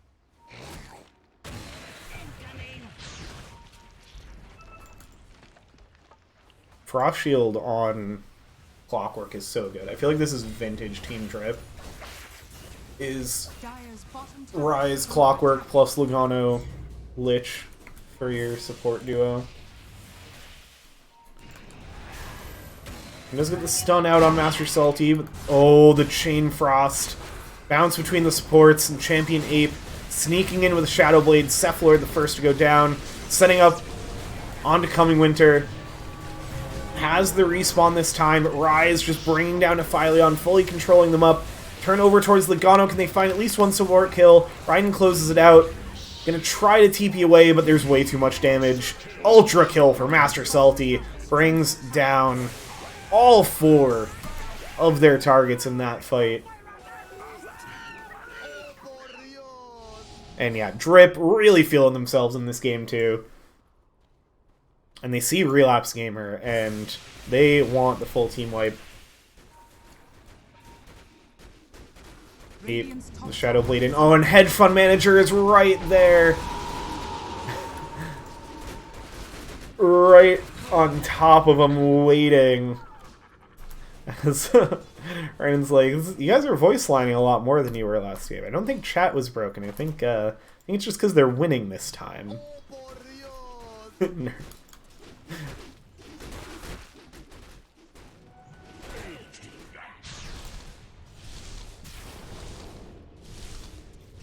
Dire's middle tower is under attack. Radiant's top tower is under attack.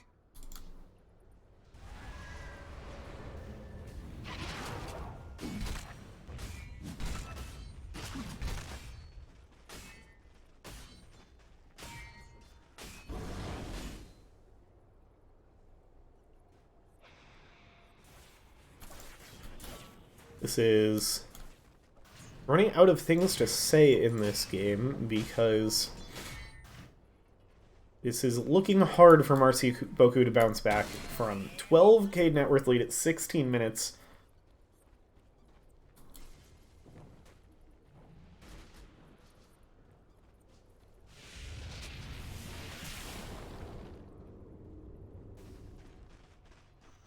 Everybody, like, Team Drip just now fully locking down every part of the map that is out past a tower from Marci Beaucoup, and gradually working their way towards securing these tier 2 towers. Coming Winter is finding some good space out on the side. We'll soon have the Sacred Relic. Oh, Seph Lord. Oh, Seph Lord. They fully wrap around the tower. Bring down the Shadow Shaman. And all 5 of Drip set themselves up on this tier 2 tower, bring it down. This is the time where you're like, okay, we took the offlane tier 2 tower. Let's get their Tormentor. Oh. Oh, it's 17 minutes. The Tormentor hasn't spawned yet. I guess we'll come back for that later. It's a bit of a suffering from success situation. So now they're going to make their way top. They've figured out where people must be hiding. But Coming Winter doing a good job dodging this out. They are going to find Relapse Gamer and Defileon up here. Seph Lord going to make the rotation back up here, but Master Salty has the BKB. Static Link going on Relapse Gamer is able to survive that all, but 168 damage stolen for Master Salty. I mean, if they look to re-engage on this fight, well, that's still up. Quite a bit to work with. Marci Beaucoup, they want to try to defend this tower. Oh, meanwhile, Hedge Fund Manager makes the trip over to the other side of the map, hunts down Coming Winter, has the Diffusal Blade. So no chance for a respawn, and now they find everybody else on Marci Beaucoup. Ape sets it up, the huge Requiem. They bring down 2 more. That'll turn their attention over to the mid tower. Meet over in the middle, get the big damage coming out. And another easy tower brought down.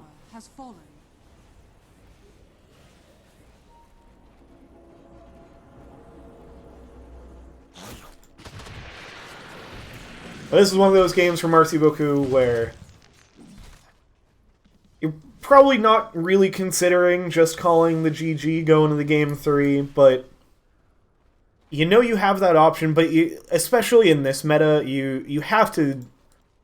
You get to and you have to test if your opponents can correctly execute going up high ground. I expect Team Drip will not have much issue in this game. There's not amazing high ground defense heroes. Oh, no. Hedge Fund Manager is very well versed in where you go to find farms in any sort of situation, and has just been right on top of Coming Winter anywhere this guy tries to go to farm. This Radiance is looking more and more like just a dream. Seph Lord wants to try to contest the Tormentor, but gets brought down alongside it. Oh my goodness, the damage coming out. Fileon gets shredded down. Raiden's gonna get spotted. They connect with the Chain Frost for the slow. And one more attack from Master Salty. Finish them off. 3 heroes down again. Tell me 24k net worth lead at 21 minutes. This is an absolute bloodbath. But the one-sided kind, not the... It's 30 kills in 21 minutes. Like, this is one of those games where normally I'd be like, oh, it's an average of 1 kill per minute per team. Like, that's... that's an exciting game, but it's 30-9. It's tough out here. It's tough out here for Marci Beaucoup. Team Drip. Really running over this one. And I'm not sure what the path back in is. Again, the Radiance... Coming Winter can get to it. It'll be a big help. They're going to smoke out if they could... I mean, they'll at least get control of their buy angle again.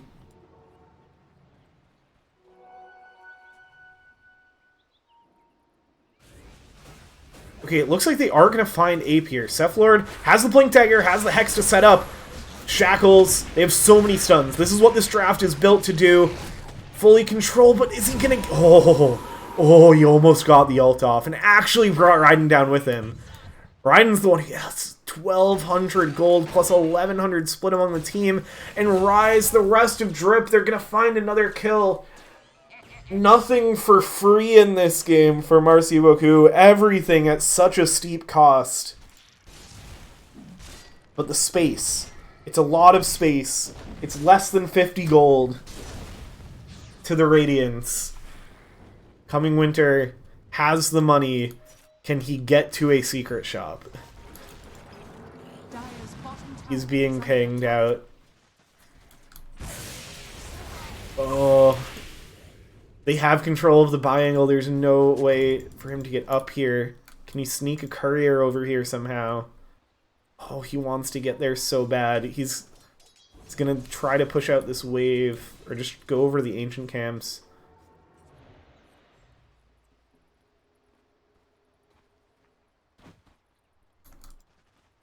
It's like that. That's the biggest beacon of hope in this game, right? Is getting that Radiance. The BKB on the Dragon Knight will help as well. Got your Eternal Shroud on Bristleback. When he gets to the Ags, that's another big step. You've got the Blink Dagger on Cephalord. That's an important one. Coming Winter, you have the opportunity now. But now are you also worrying about saving for buybacks? Lugano's over there. Looking at the Ags next. Just wants that AoE stun on the Sinister Gaze. Roche gonna get picked up. Okay, Coming Winter finishes the Radiance. Does manage to sneak over. There's hope. Hope is alive for Marci Beaucoup. Is an Aegis on Ape and a BKB, though. So you got that one kill in on the Shadow Fiend, but how do you do it again?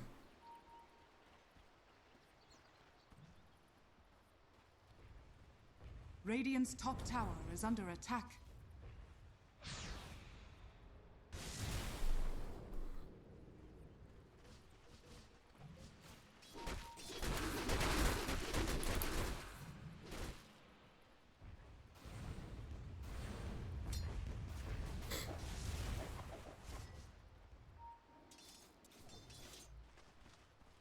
Fully on the high ground defense plan, especially knowing that Drip has the Aegis. But they are going to step out and look for a fight. They're going to try to catch them while they know that they're split out across the map. And they know that it's the Shadow Fiend who has the Aegis, so they're able to bring down Hedge Fund Manager. Master Salty gets the return kill on Cephalord, just has to use the rest of that BKB to walk away. So Marci Beaucoup, they get a really big trade. Radiant are scanning. And I mean, to some degree, that's the Radiance, right? No, Coming Winter wasn't even really in that fight. Never mind.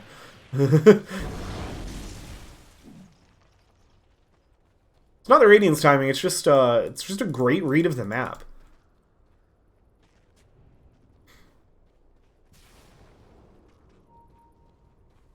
That's such a big play for extending your base defense, wearing down the timer on this Aegis. Coming Winter is under vision.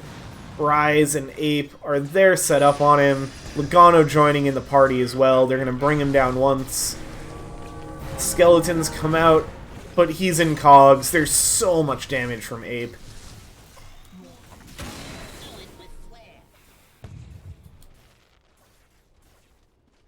And now you are down your carry.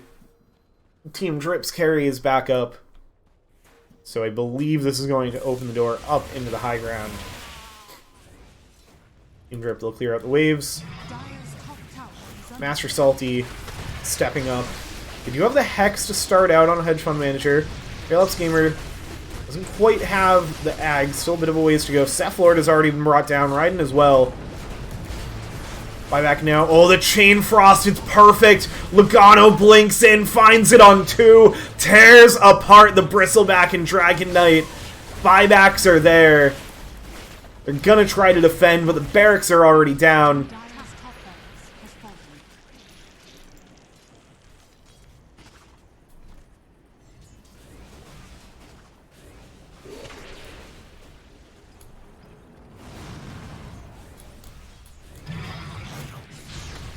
Everybody back up on Marci Beaucoup with the buybacks.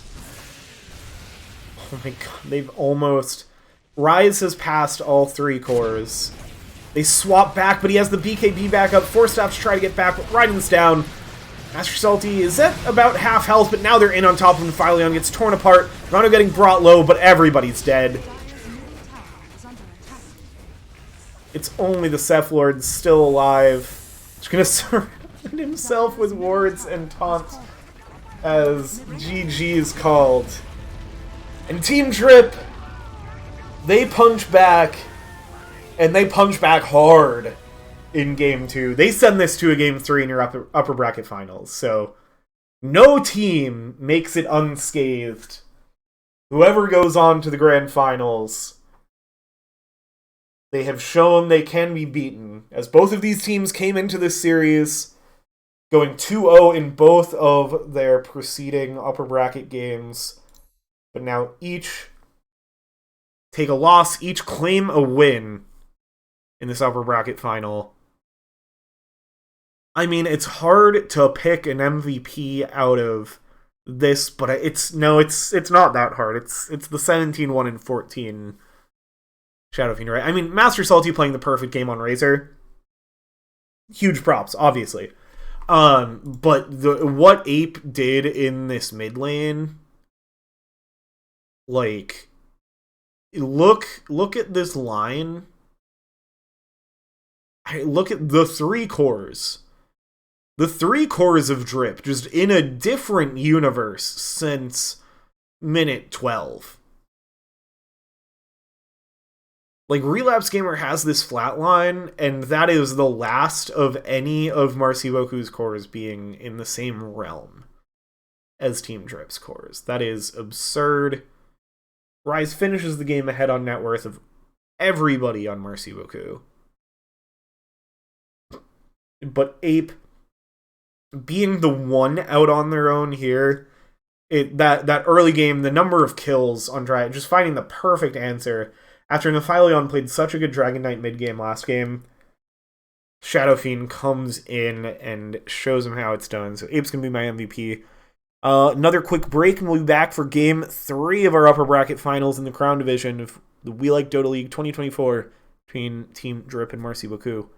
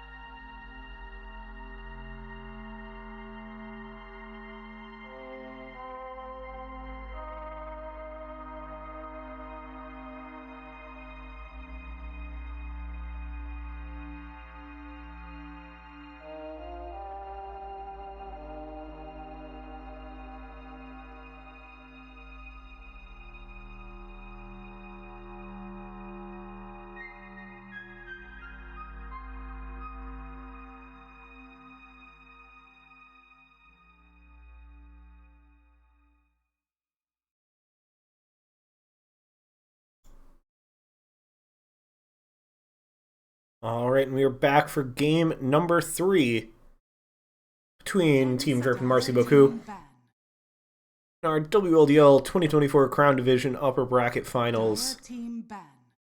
Marci Beaucoup gained control of a back-and-forth game 1 to take it. Team Drip came back very strong in game 2 and became a bit of a no-doubter.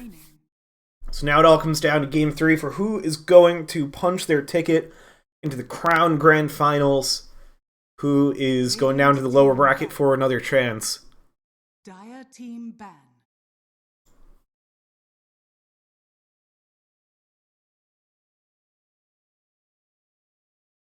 Similar bans that we've seen all throughout these series. These teams know each other well, know what they are and are not willing to play up against.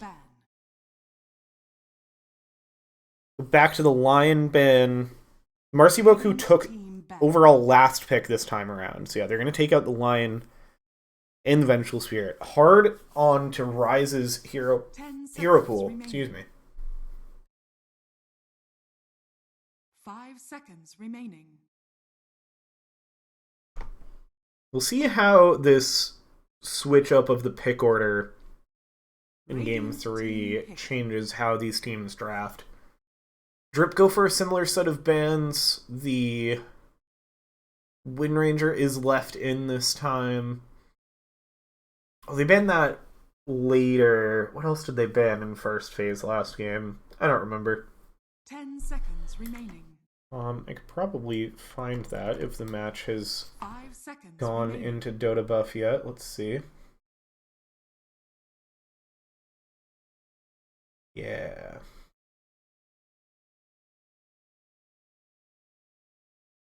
Right, it was the Treant Protector. Or no, that was game 1. Game 2, Necro is the other ban, which has been the other offlane pickup for Marci Beaucoup. So I could see them going that route in this game. Team Drip, they're going to go back to their Lich on Lugano. It was a sick game on Lich last game. Marci Beaucoup, they snag the Wind Ranger in the first phase, knowing that it got banned out in the second phase last game. It's a little less of a sneaky pick, I feel like. Like, game one, it was definitely a surprise that it got flexed to the offlane and played by Relapse Gamer. 5 seconds remaining. Now I think you're probably going to be more confident that that's where it's going to end up. I'm curious what they look to pair with it in lane. I could see them trying to steal the Clockwork pick here. If it's something that... I imagine it's something Cephalord plays, being such a good Spirit Breaker position 4 player. Go back to the Treant Protector ban. And what else will they take out? Now, Marci Beaucoup only have 10 seconds remaining. one ban here, so they can't do their same Lifestealer Timbersaw bans. But I'm curious, I have a feeling they won't go back to that super tanky draft after it didn't work out for them last game. Dire team ban. Dire team pick. I'll still just take out the Lifestealer. Witch Doctor banned by Team Drip. Raiden did have a very good game of that in game 1. That makes sense as something that they choose to target. 10 seconds remaining. If Marci Beaucoup don't steal the Clockwork, I could definitely see Team Drip going right back to it. Ooh, it's the Pudge! Let's go. This is a flex pick for them, I believe. If I recall in my scouting... Well, they played it against us. We played these guys so early that it was basically a different team. 10 seconds remaining. Yes, Cephalord play... Oh, so they're going to pair it with the Wind Ranger. I think this is your offlane duo. 5 seconds remaining. Cephalord... Oh, but Cephalord played it mid. I forgot they were switching around their roles a bit. Radiant team pick. Clockwork. Although maybe that was because they were working with a sub. Yeah, they go right back to the Clockwork on Team Drip. And then the other Pudge game... See it. There we go. 10 seconds. So it's always been Cephalord. He's played it in different 5 positions. seconds remaining. Cephalord's always been the one to play it. So yeah, Team Drip, the Rise Clock, Lich, Lugano, it's their bread and butter. I love seeing them go back to it in these games that matter the most. Dire team pick. Right, they're just fully running back to the same draft, and I mean, I cannot blame them with how dominant that game was. Master Salty's Razor, again, was not killed in that game, and would have been the MVP with the perfect game if not for Ape having only a single death 5 seconds remaining. and even more kills in an even more dominant laning phase.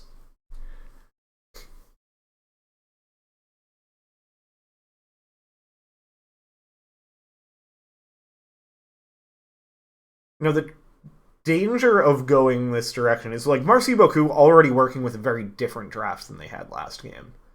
And so they've kind of seen how they could not beat this draft from Team Drip in Game 2. So they are going to have the opportunity to cook up something completely different and beat this draft. They now have a sense of how it's going to come at them. They're going to go back to the Faceless Void for Game 1. So both teams getting a whole lot of the draft they won a game with in this series. Radiant team pick. Ooh, and they go to the Phoenix as the combo with the Faceless Void. I love that pickup. Which, oh, this is also interesting. Oh, no. Never mind. I don't know where I got confused. I was thinking that meant 10 seconds that, like, the Pudge wasn't support or something. But no, that's just your safe lane duo is Faceless with Phoenix. And yeah, you drop the egg outside of the Chronosphere. You are in pretty good shape to be able to chain a whole lot of BKB piercing stun in a whole big area together. And so far, like, Razor is okay at hitting egg. You've already locked in your supports. Like, Team Drip, they like playing a Snapfire quite a bit. But in the support role. It could go to the Ursa as, like, the other class. Ooh, the Abaddon will help get it done. This is interesting, too, now, because Master Salty was playing a ton of Abaddon at the beginning of the season. When Abaddon was, like, super in meta. So I think this Razor might be moving, or it could just be a hedge fund manager Abaddon. Because carry Abaddon is just as good as offlane Abaddon. But I feel like it's more of a Master Salty hero. But I'm sure they're both quite comfortable on it. Shadow Fiend OD going to be the bans. There is a good amount of flexibility in this team draft. Razor, another one of those heroes that will happily play in any lane. And Abaddon happy in either of the side lanes. If you didn't already have clearly the two supports in Lich and Clockwork, you can also throw Abaddon as a support.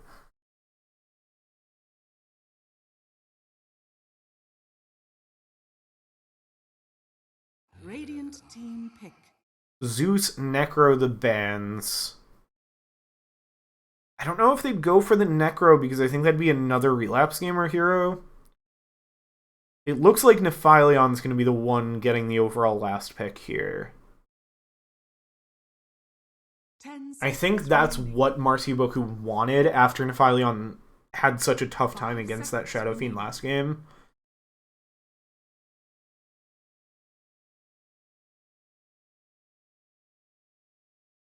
I think that's why because they had chosen first pick in game 2 when they had priority, and then they won the coin flip for game 3.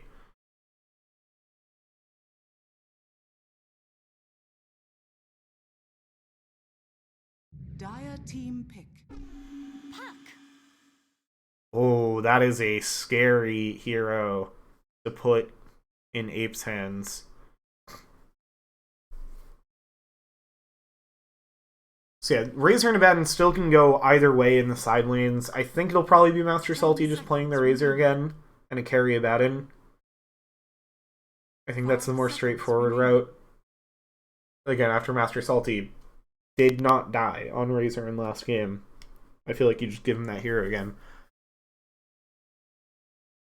You need something with a silence here for Marci Beaucoup. You could go like a Death Prophet could be pretty good here. The Puck is also going to help you deal with the Phoenix Egg pretty well. Like, Puck is a decent right-clicker.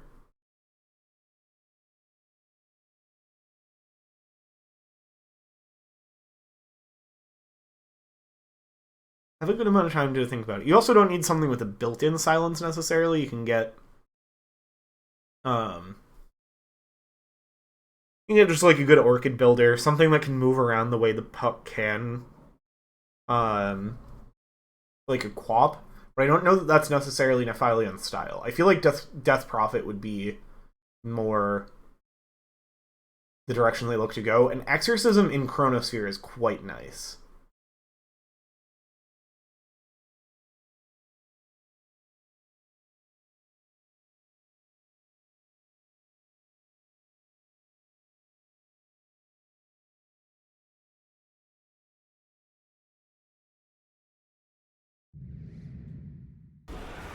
They just go right back to the Dragon Knight. Sure. I mean, this is your same core trio that you won game 1 with.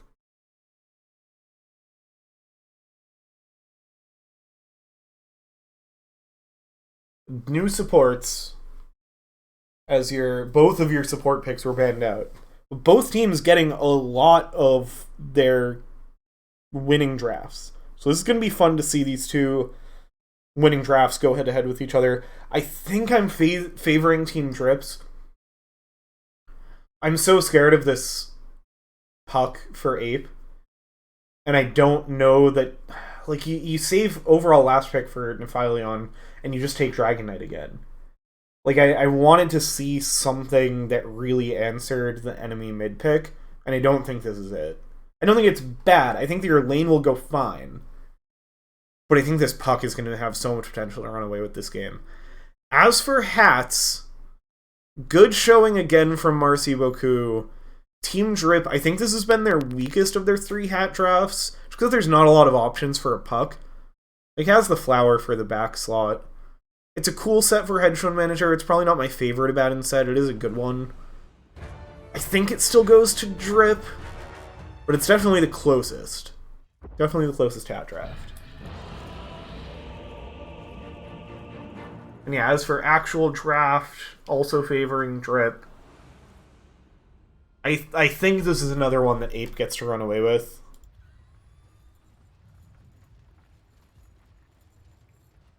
Prepare for battle. But we shall see. I mean, the team fight is very, very good for Marci, Beaucoup. Chronosphere into Egg. So much potential, as long as they can execute it right. It is not easy to execute, is the other thing.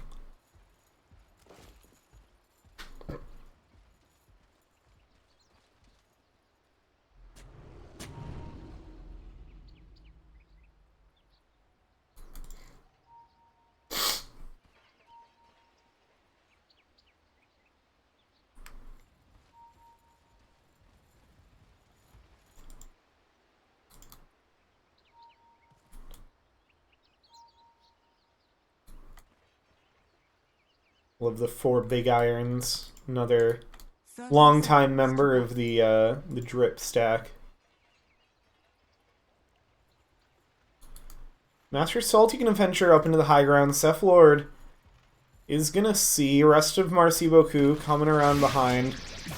Get the static link, but does get hooked back. Coming Winter right there in for the right clicks. Everybody getting in on the action. And Coming Winter picks up the first blood.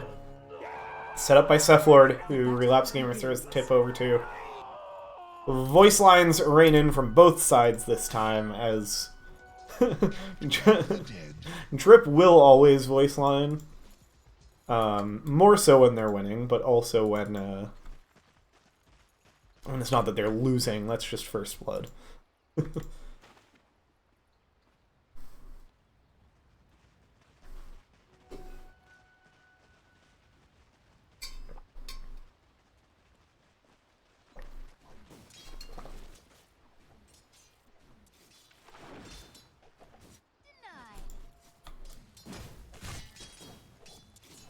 Let's see, how do we feel about these lane matchups?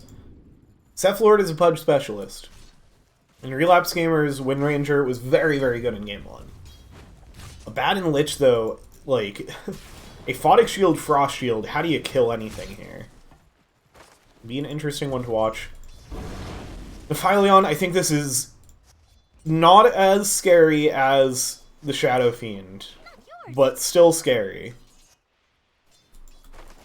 And then top, I mean, Clock Razor is such a good combo. Saw it run them over last game. Phoenix will certainly help that attack speed slow coming in. Is this? Okay, no, it's still him attacking, so the attack speed slow will still help deal with Static Link. And you have the Time Walk to instantly walk away from it. Like, this should be much easier. I don't think you're really finding kills in this lane, but I think it's so much easier to survive against what is typically a very scary lane duo of Clock Razor.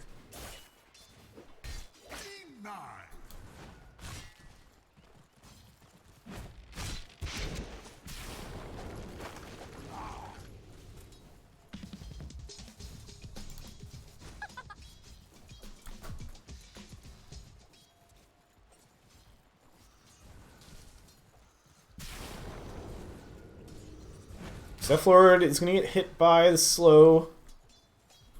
It's a very tanky lad to be able to walk that off.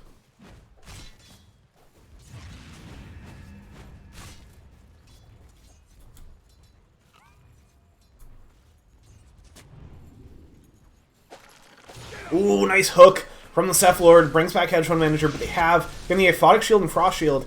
Does get broken by the power shot, but that would kill so many heroes, but not in a bad in, not when he has a Lich behind him. Seth Lord does hit another hook. Power shot to follow. Seth Lord trying to bring down Logano. Will find that kill. Seth Lord is cooking once again. I think this is one of those games where you're like, Game 3, give me my comfort, give me my pudge. Kind of resetting after a really hard game 2. Good to, when you hit those hooks, when you're getting those early kills, that really resets your mental game for you.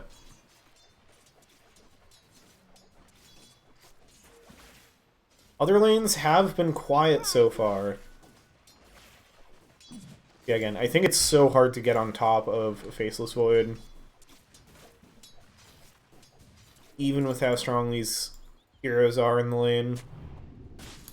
I'm going to get the D-Ward. Seth blocks it off immediately. Also going to find the ward up on the pillar. Maintaining control of the vision game here. Seth Lord looking for another hook. Throws it out onto Logano. Thought for sure that was going to be a hook on the Abaddon. He just shoots it right through the trees and the power shot to finish it off. Oh. I could watch Seth Lord and Relapse Gamer do this all day. Up top, they are going to get their Cog Static Link combo going, and Coming Winter does not have the Time Walk available. Got used at some point there. So was not able to escape the Cogs. Oh, got hit by that War Stomp stun. Don't know if that really started things off. Looks like it might have kind of set up the Plasma Field. Down bot, it looks like they found another hook, and this time it's on Hedge Fund Manager, and this time Logano has not made it back to lane yet. And Seth Lord is just owning with this pudge. And this is, like, we saw the Spirit Breaker get banged out in both Game 2 and 3 after Seth Lord ruined the safe lane for Team Drip in Game 1 with the Spirit Breaker. This was such a big part of how Marci Beaucoup won Game 1. Was a dominant bottom lane. And if they keep this rolling, if Seth Lord keeps cooking, Marci Beaucoup have a very good shot at getting this game to a point where it's quite hard for Drip to get back into it. Set up with the Shackle. Does not quite have the mana for Hook. Sitting on some wand charges, though. Now is going to get it going. Gets silenced up, so they will have to settle for the trade. Relapse Gamer going to chase forward. Ape start TPing over. It looks like Relapse Gamer... does he spot it out? Still sitting up on the wave. Ape has Dream Coil available. Hedge Fund Manager is going to go in, set up. Dream Coil going to get dropped. No Focus Fire yet. Waning Rift is out for the silence. But are they going to get the trade kill? Relapse Gamer kills off Hedge Fund Manager. Win runs away, trying to escape from Ape dodging through the trees. Are you kidding me? No. You don't get to TP out. Ape is going to get... Oh! Ow! How?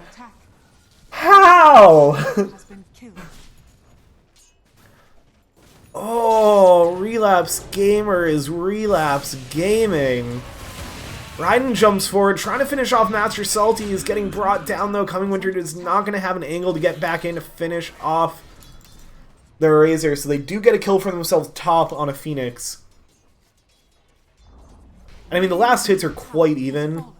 They are successfully like keeping Hedge Fund Manager down in the bottom of the last hits, which is so huge for them. Power Shot comes out. Logano trying to slow him down. Now just the Focus Fire is level 6, and you're level 3 as a Lich. A Aphotic Shield is there, but it's nowhere near enough. God, are all 7 kills, except for the first blood that was really a kill by Seth Lord, but was given to Coming Winter. I mean, this Marci Beaucoup offlane is so scary.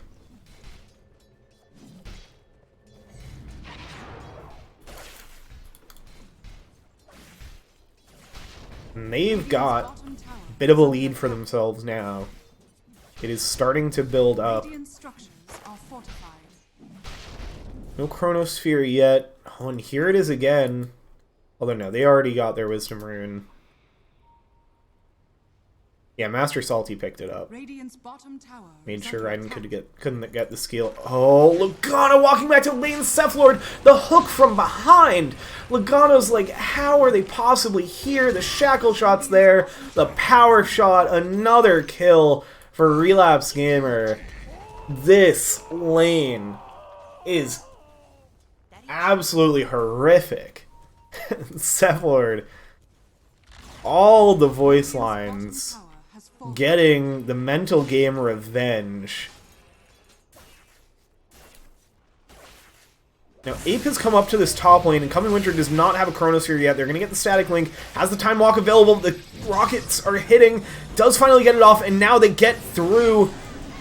The Dream Coil is there, onto 2 with the Waning Rift. Rise, though, trying to escape into Cogs, but Philion has the Dragon Form and is able to bring him down. Now they chase forward to Master Salty. Dive forward from Raiden, does get the Plasma Field off.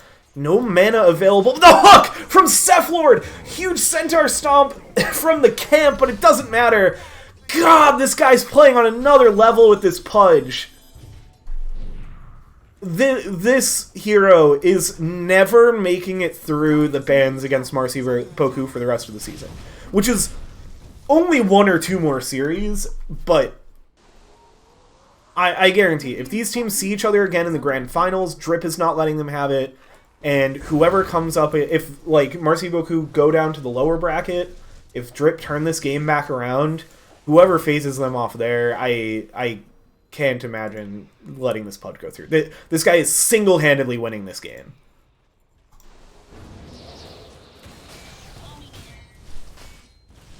Logano gets the Frost Shield down, is going to mitigate the damage from the Focus Fire. And with enough of Team Drip showing up, Marci Beaucoup is going to be able to back off. Winter does have the Chronosphere up. Got a good amount of damage that they can put into it. Rise is looking for something here. Master Salty trying to set up onto Relapse Gamer. Chronosphere, beautifully placed, gets 2 right on the edge. Set up right there to finish off Logano. They are going to get the Dream Coil and the Static Link, so they will find Relapse Gamer. That's a big kill to get. Coming Winter in trouble as well. Master Salty will finish that one off. Waning Rift out. Get the silence. If they can bring down Cephalord, that's pretty big. Has the Dismember, but Rise interrupts with the hook shot. Ape chases forward. This is a huge fight for Team Drip. They're going to bring down Philion as well. 4 killed, just Logano brought down. Here come the voice lines from Team Drip now. And we have ourselves a game. Dire's bottom tower is under attack.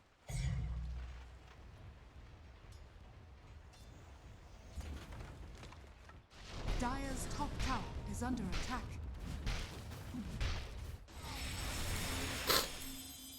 Raiden maybe looking to make a play happen, but nobody really in town. And Drip just going to be able to back away here. A tribute to my house.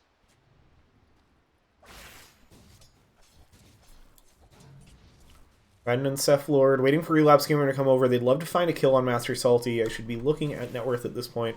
Master Salty up at the top again. Oh, I think that is the first hook that has not hit this game. Shackle does connect. And the Cogs will be able to give Rise the space they need to get away from the Focus Fire.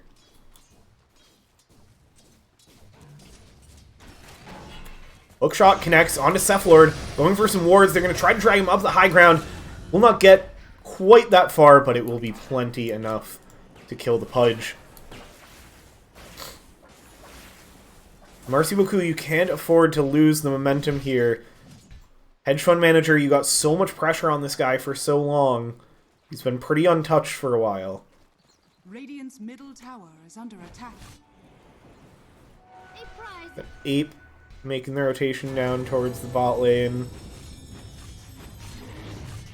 Hedge fund manager borrowing some time to farm this camp. Ape gonna help out with the stack. Top, they're going to look to make a play here again. Power shot to scout out. Shackle looks to set up the hook. Goes for the hook on the Razor, but it doesn't connect. Razor's move speed, even with just 1 point in Storm Surge.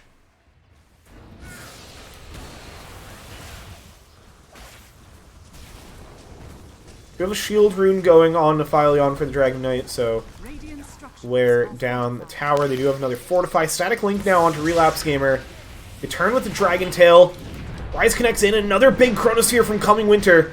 Catches Phoenix right on the edge, but now the egg is there. The Dream Coil is going to give Master Salty just enough space to walk away. Coming Winter wants to chase forward. The stun from the Dream Coil won't be enough. Rise, though, is left out alone. So both supports will go down. It's 2 supports for the offlaner. Master Salty does throw the tip over to Champion 8 because that Dream Coil certainly saves the Razor's life. And that would have been a much better fight for Marci Beaucoup if they did manage to finish off the Razor. They do still get 2 kills, they get the tower. I think they walk away pretty happy with that.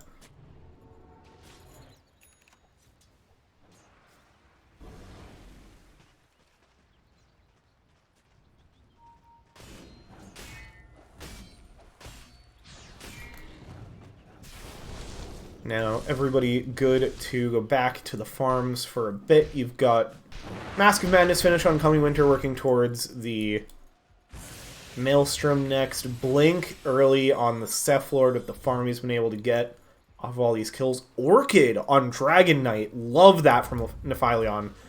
Very much understanding the mid-matchup, knowing that you cannot let this Puck get away with everything. They do have the Puck on Blink.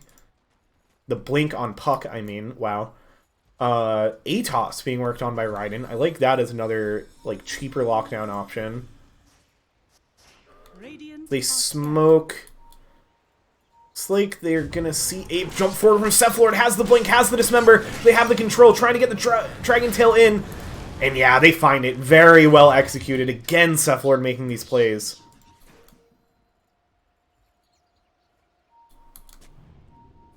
Making the call now to defend the mid tower. Logano stepping out to get some vision. Nephileon watching this. Doesn't have the blink, but Relapse Gamer, when running forward, there was a ping X call. Cephalord wants to find the hook. But Logano will be able to escape.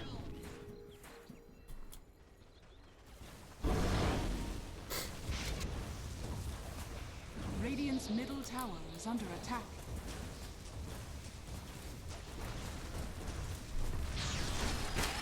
Hookshot in onto Relapse Gamer as they try to defend the tower. Master Salty coming in as well, gets the Static Link on Nephileon. Big Chain Frost coming in, but it bounces to the creeps with Champion Apes there. They get the Dismember, but it gets interrupted. Master Salty finally gets brought down. Not quite enough time or mana for the Chronosphere, so they're forced to back away. Ends up being 3 for 1, and they're still chasing forward. Can they find the kill on Coming Winter? Hedge Fund Manager running forward. Blink. They get the silence with the Orchid. That's what it's there for, but Hedge Fund Manager is going to manage to finish off Coming Winter, and they'll all surround Nephileon. They get the full team wipe under the Tier 1 tower. Team Drip. The team fight execution. Oh, it's so good. This support duo, the Clockwork Lich. Oh, it's so good. But Relapse Gamer is in with a big shackle, but immediately silenced by the Waning Rift. They set up. They do get, oh, a nice egg off on the side. Nobody's hitting it. They're all still in it. They're all still low. Logano going to get down. Tries to turn to finish off Relapse Gamer, but can't do it. Cephalord back in with the slows from the Rot. Master Salty connecting in. Raiden swoops through. Get some more slows going. Relapse Gamer with a power shot from the distance, but in such a dangerous position now. Ape is back in. Finishes off the Cephalord and now sets up over towards Raiden. Just waiting on another orb or blink. Won't even need it. They all wrap around, so they get some support kills off the back. But Relapse Gamer, why are you here? You're way too close, and Ape is right on top of you. Master Salty picks up the kill. And they drop a Dream Coil on Nephileon, who shows up Marci Beaucoup. It's all falling apart. The Static Link means there's no chance you're beating this guy in a 1v1. Let alone the other 2 cores standing there. Coming Winter, why are you channeling this Watcher? This is such a scary place to be. Oh no. Oh, is Rise gonna see him? Oh, is Rise gonna see him? Oh, I think they see him. Master Salty has the Plasma Field. Time walk away. But Rise is right there. He's just looking for the angle. He actually doesn't go for it. I guess he knows he has the Time Walk to get out of Cogs. I feel like they could have gotten that kill.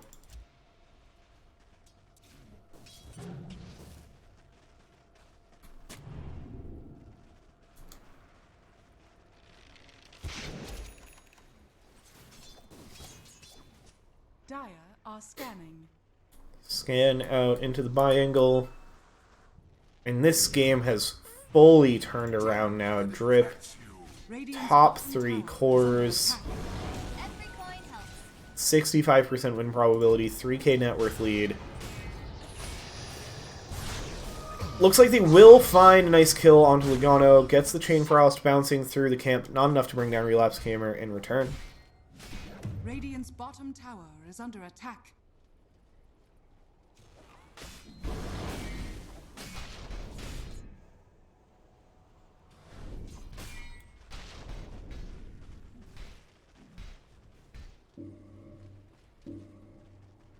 All of Marci Beaucoup playing up around this top tower. It looks like Raiden is going to have this ATOS finished. It's like the Maelstrom coming out. The Wind Ranger. The weird Claymore. I guess started building the Crystallis after getting the, No, that's weird. I don't know why that happened. Almost to the Blink Dagger on Defileon. That's going to be really big for them. Working on the Eternal Shroud for Cephalord. So probably just going kind of towards a core build on Pudge with how good of a game he's been having. Raiden trying to get some early setup towards Master Salty. Getting the attack slows down. Be a little careful here. Has the ATOS. Static Link is there. Cephalord jumps in. Egg early to escape out of the Dream Coil, but the Dream Coil gets broken on Relapse Gamer, who's inside the cogs, trying to finish off Master Salty. Cephalord's going to be the one who goes down. Relapse Gamer as well. Egg is popped. The Chrono does catch Master Salty. They will finally bring down the Razor. And can they get Logano as well? Yes, they'll chase back. Ape jumps back in, low on health. They're trying to set up. They have the silence from the Curse of Avernus. They'll finish off Coming Winter as well. Phyllion left alone. Did have the Orchid out, but now there's 3 heroes. Now Ape has free reign to chase forward. Jaunts forward. Hook shot in from Rise. Full surround, and they bring down Phyllion as well, so it's 4 for 2. Team Drip. Again, this team fight execution. Like, it feels like on paper Marci Beaucoup have the better team fight, but the engagements they're taking have been just a little awkward, and Team Drip has been doing this so perfectly. Cephalord, what the hell are you doing here? Like, I know you want to defend this tower, but through here, they actually respect it. They do back away. Maybe just seeing how confidently Cephalord was playing, figured that there was more on the way. There wasn't. This guy is just a Giga Chad.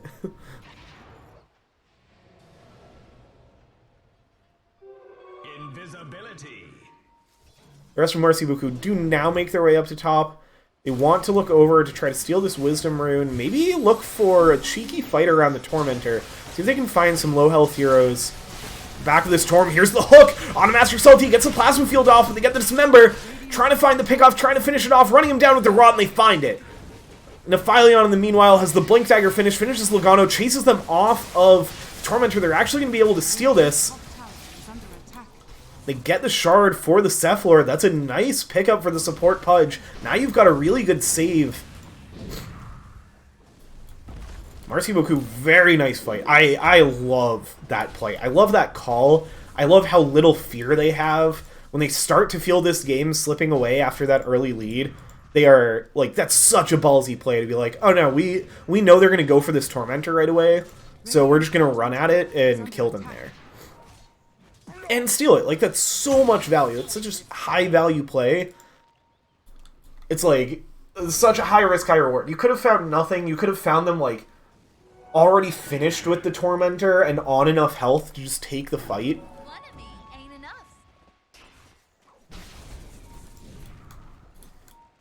This series is fully delivering on what you expect for your upper bracket finals. This is 2 teams that look very even. I mean, you had a very one-sided game too, but this is as even as it gets. 22-22 at minute 22. Less than 1k net worth lead. It's been back and forth, but it's back to nothing.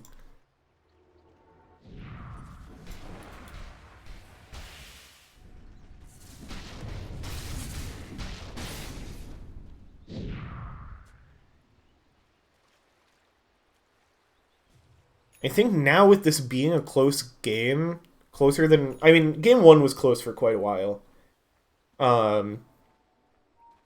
Something else I've been watching Marci Beaucoup do throughout this season, and especially throughout, you know, their more success in the playoffs, is really good positioning around Roshan fights. They're going to get... It's a nice shard to pick up. Oh, coming winter. That increased range on Time Walk could not have come at a more perfect time, honestly. From that shard connecting. That, like, kind of was everything for being able to escape. What I was going to say was, in this closer game, I think we're going to have the chance for Roshan contests. And Marci Beaucoup, they had some beautiful Roche fights in their last series against Savory characters. It was they like won games off of just good positioning around the Roshan pit. It was so sick. And I would love to see them show that off here again. Finally on, as the blink, out onto Master Salty, they have the Atos as well. BKB on cooldown, they just find a quick kill on the Razor. That is a big one to find. Lotus Orb is available on Rise. Coming Winter looking to chase forward. They're going to turn instead towards Logano, but able to TP away. Ends up, I can't even say only the Razor, because that's such a big kill.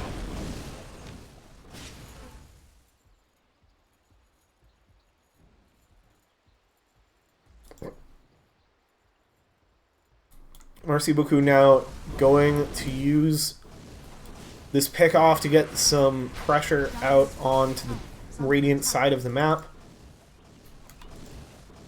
I'd like to see them get this ward. I guess that's about to die on the other side anyway. They've got this one, which is an interesting ward placement. I haven't noticed if that's...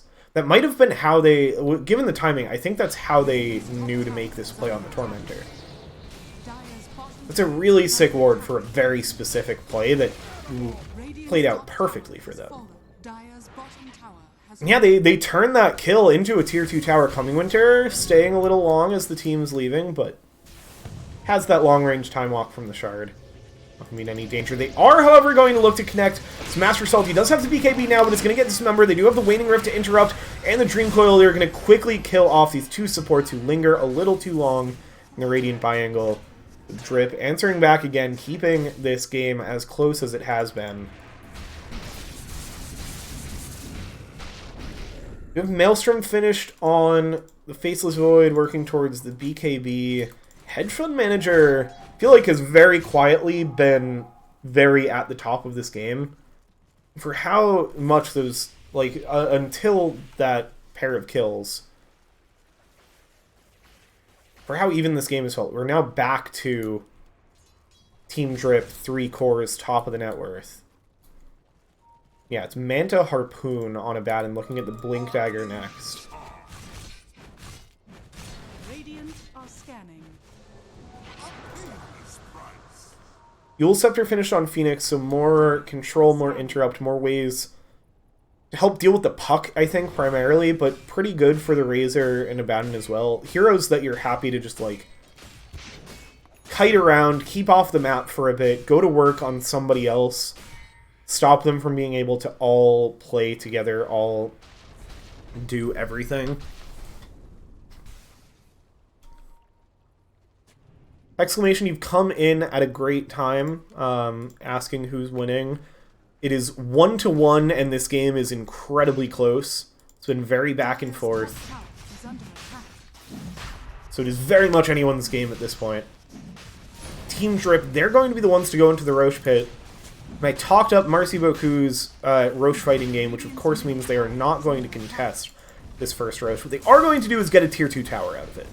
So that's a decent trade. For the first Roche, you trade tier 2 tower. Both teams, I think, going to be reasonably content with that. They're going to give the Aegis to Ape, which I had a feeling they would. Relapse Gamer is going to get the Focus Fire going on tier 3 Cephalord. Radiant's middle wanted that tower is under hook. attack. I think there would have been the chance of the hook shot away anyway, but that it would have been a very cheeky pickoff. Oh, I love Hedge Fund Manager staying up here to farm. Like, just the way these teams read the map. I was carry a Abaddon offlane Razor. All the questions that you're asking are getting answered by Font Forward, who's another excellent caster in this league. Then you'll just hear me not very usefully answer them 5 minutes later.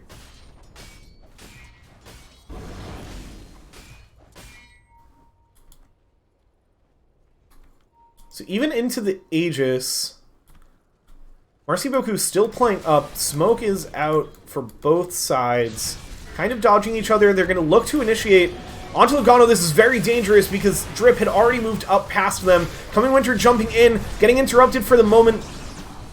Now they have the egg. Hedge Fund Manager trying to bring it down. It's right on the edge. Oh, one last click does it for Master Salty.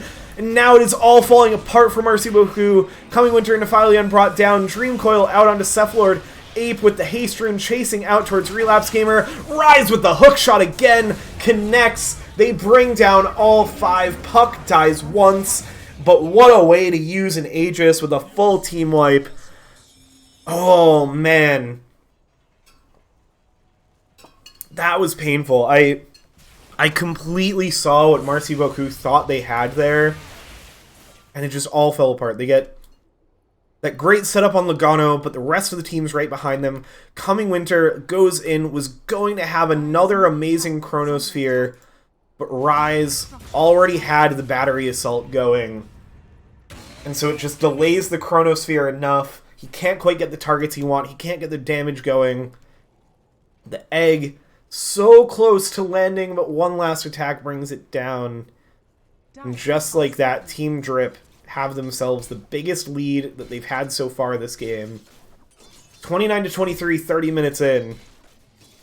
Still plenty of room for Marci Beaucoup to bounce back. Radiant are scanning. And similarly to how I've said, with what Cephalord has done in this early game with this Pudge,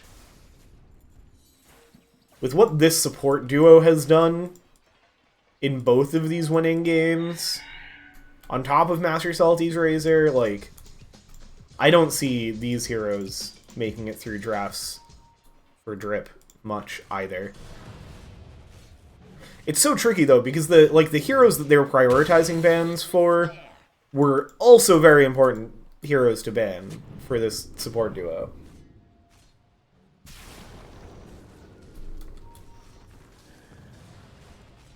Marci Beaucoup, looks like they're eyeing up Hedge Fund Manager. Oh, but they're eyeing up the supports. Hedge Fund Manager blinks up, has that quick silence. Phoenix is gonna buy back. Master Salty immediately chasing forward. What is this attack speed?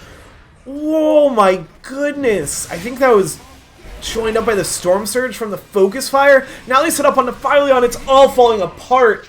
Triple kill for Hedge Fund Manager again. Oh, man. Team Drip doing what Team Drip does, trying to punch their ticket Dire's top tower is under attack. into another Grand Finals for themselves. They were the winner of the Middle Division last year. Dire's middle They were tower is under attack. the finalists the year before. Dire's middle tower has fallen.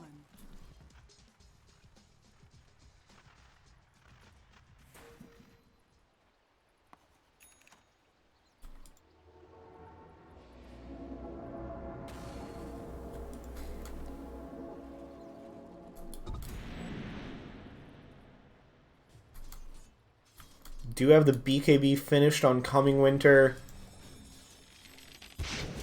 That would have been all they needed, I think, to get that team fight going the way they wanted. Back in the mid lane. And Rise's Clockwork foiled everything for Coming Winter. You've got Manta finished for Nephilion, working towards that Aghanim Scepter. Dire's bottom Hurricane tower is Pike under and attack. Crit Stick on Wind Ranger, looking to the BKB next. Didn't know this was a thing you could do. Dire's bottom tower. Frost has Shield on the Sentry Ward from Logano. fallen.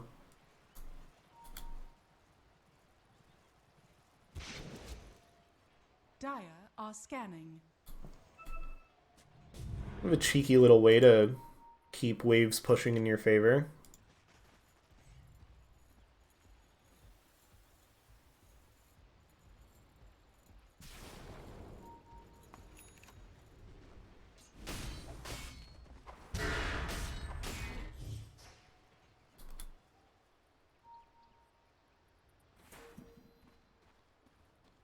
Marci Beaucoup pretty backed into their base for the moment. All tier 2 towers down. Tormentor back up.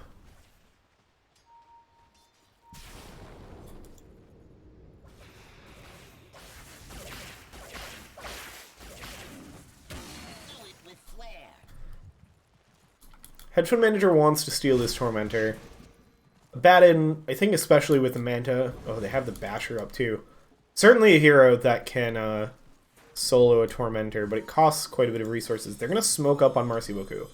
Where are they going to wrap? All of Drip is sitting up here. They're going to look for the initiation, but they have the Lincoln Sphere. They are going to get the Chronosphere down onto the Razor, but there's just no damage into it. Chain Frost bouncing through.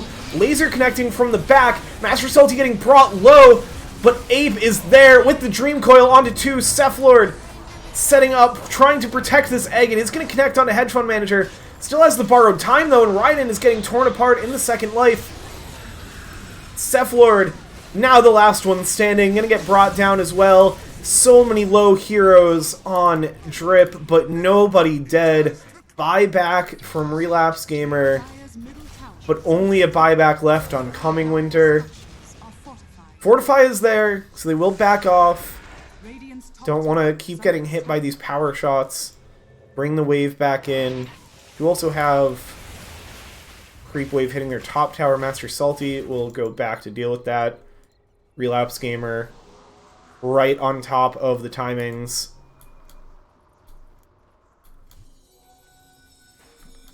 Gets that Wisdom Rune.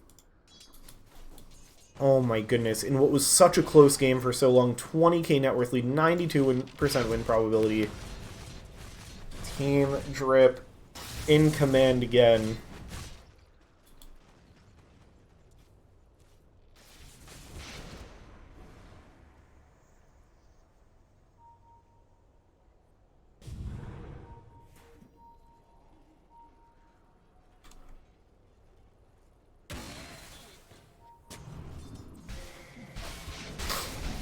They are going to get enough map space here to be able to get over to their Tormentor, but they have the heroes present to do it.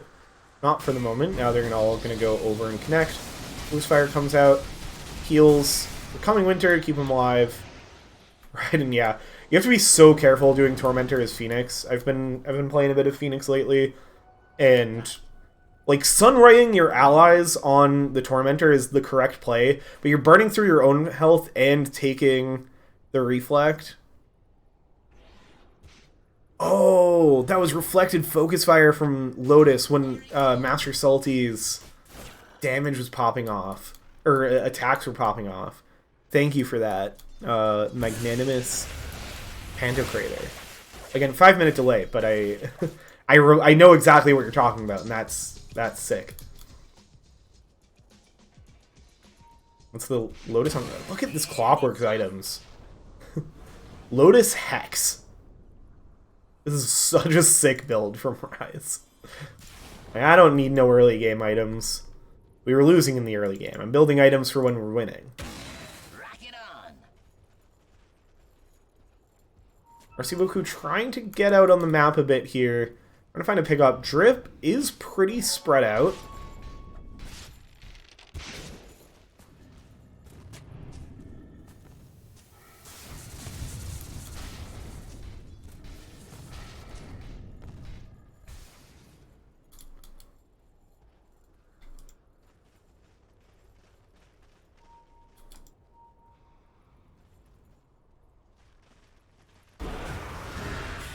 Oh, Nephilion.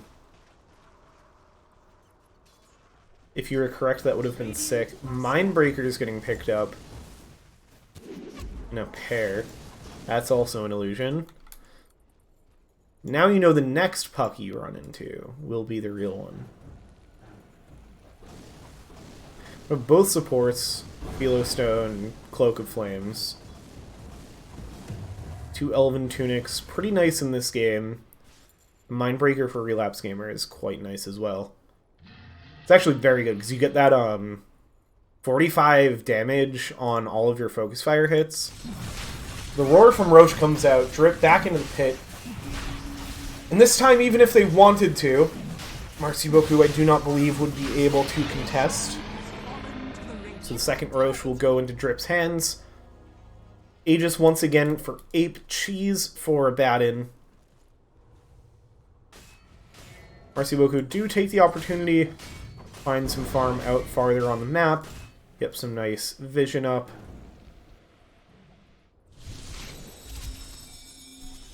I'll take that.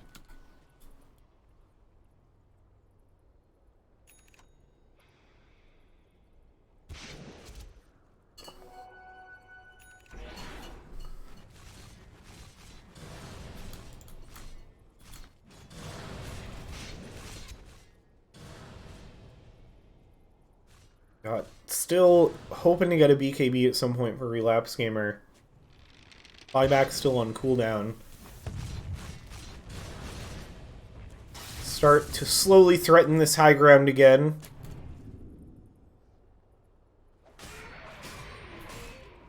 Marci Beaucoup is still all out on the map, just waiting for the full high ground threat to arrive. Getting as much farm as they can in the meantime. Now making their way back to the base. Even Cephalord way out here, getting some farm in. The Shackle on the real Abaddon. Attack slow's coming out as well, but the big target to try to bring down, and he has really 3 health bars here between Borrowed Time and Cheese. And if you can't get through that third one fast enough, it could be a 4th. It's only a 60-second cooldown on level 3 Borrowed Time.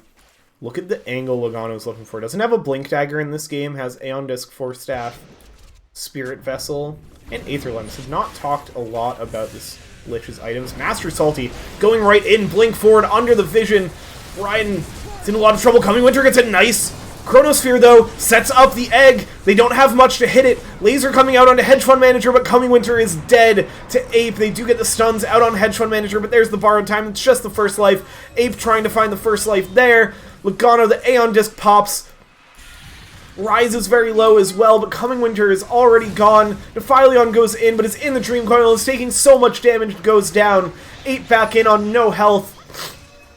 Waning Rift away. Relapse Gamer doesn't even manage to find... Oh no, does just find the Aegis, but goes down. Cephalord tries to find the hook onto Logano, but now they just turn their attention over there. Nephilion in on the buyback. Everybody buying back except for Relapse Gamer, because it's still on cooldown. Coming Winter back in, but there's no Chronosphere. They get the Harpoon back onto Nephilion, hook to get them away, but Nephilion goes down. Trying to sit up on Hedge Fund Manager, has used the cheese. They have an opportunity, but just backs away. And it's another one fight. I mean, they did bring down Master Salty. They brought down Logano, but it costs 5 lives and 4 buybacks. It's a 3 for 7, and you're left in a 3v3. That is a tough fight. I mean, they defend. They hold. They push Drip back. They live to take another fight. But this next fight is not going to look easy. You've got Mjolnir, Aghanim Scepter on Ape. You've got so much damage in the Dream Coil now. The 3 heroes up. They smoke out. They want to find somebody. They see Ape. Do you have the control? Cephalord is there. Has the Dismember. Gets the Sunbeam. Have the Lotus Orb from Rise in, trying to break things up, and now Hedge Fund Manager is in. Oh, this is everything. This is the whole game, and the Dream Coil's there. They turn it around. They bring down 2. Cephalord not even going to find the kill on Rise. Hedge Fund Manager cleans it up. Relapse Gamer, the last one standing. Ape and Rise are low, but they still stand. And with all of Drip alive, it's back into the base. Relapse Gamer, the only one there to defend. Nephilion will be back up soon. But Hedge Fund Manager looking to just close it out. Blinks forward, does have the Hurricane Pike. Nephilion in now. Nice Shackle Shot onto the Illusion, but still has the borrowed time. That'll get popped now. They'll hold their damage, but it's getting hit by the tier 4s. Now Master Salty's in. Static Link onto an Illusion. So we'll be able to survive for now. Meanwhile, the barracks getting cleaned up. Can these 2 heroes stall? It's still so long until your supports are up. Even longer until your carry with the Chronosphere.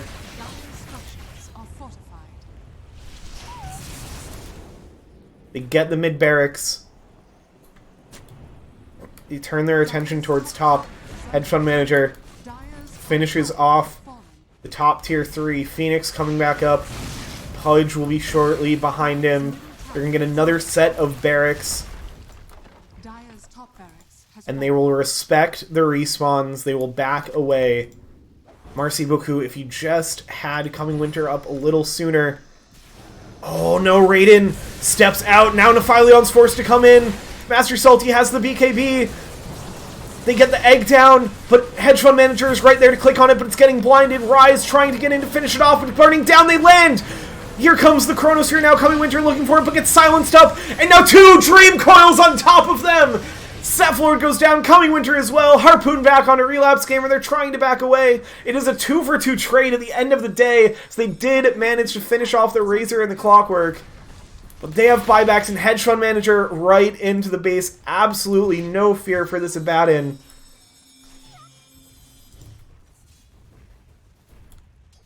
And now with only, I mean, it's a 3v3. Can you defend your last set of barracks? Can you hold off the Megas against this big, bad Abaddon? Certainly going to try. Man to dodge for the Shackle Shot. Nephilion jumps the backline with the Blink Dagger. Tries to set up on the puck with the Orchid, but Yules to escape from it, and now is getting controlled up. Hedge Fund Manager on top of him. Nephilion. Oh, the Force Staff away, but it's not enough. Hedge Fund Manager finishes off the kill. And now it's a 2v3. Tier 3 tower down. Pudge will be coming back up. Coming Winter be shortly behind. Another Chronosphere, another chance for a fight. But the Mega Creeps have been found. And GG's called. That is going to be it for them. Team Drip. They close it out. They punch their ticket for a 3rd year in a row into the grand finals of the middle division of We Like Dota League.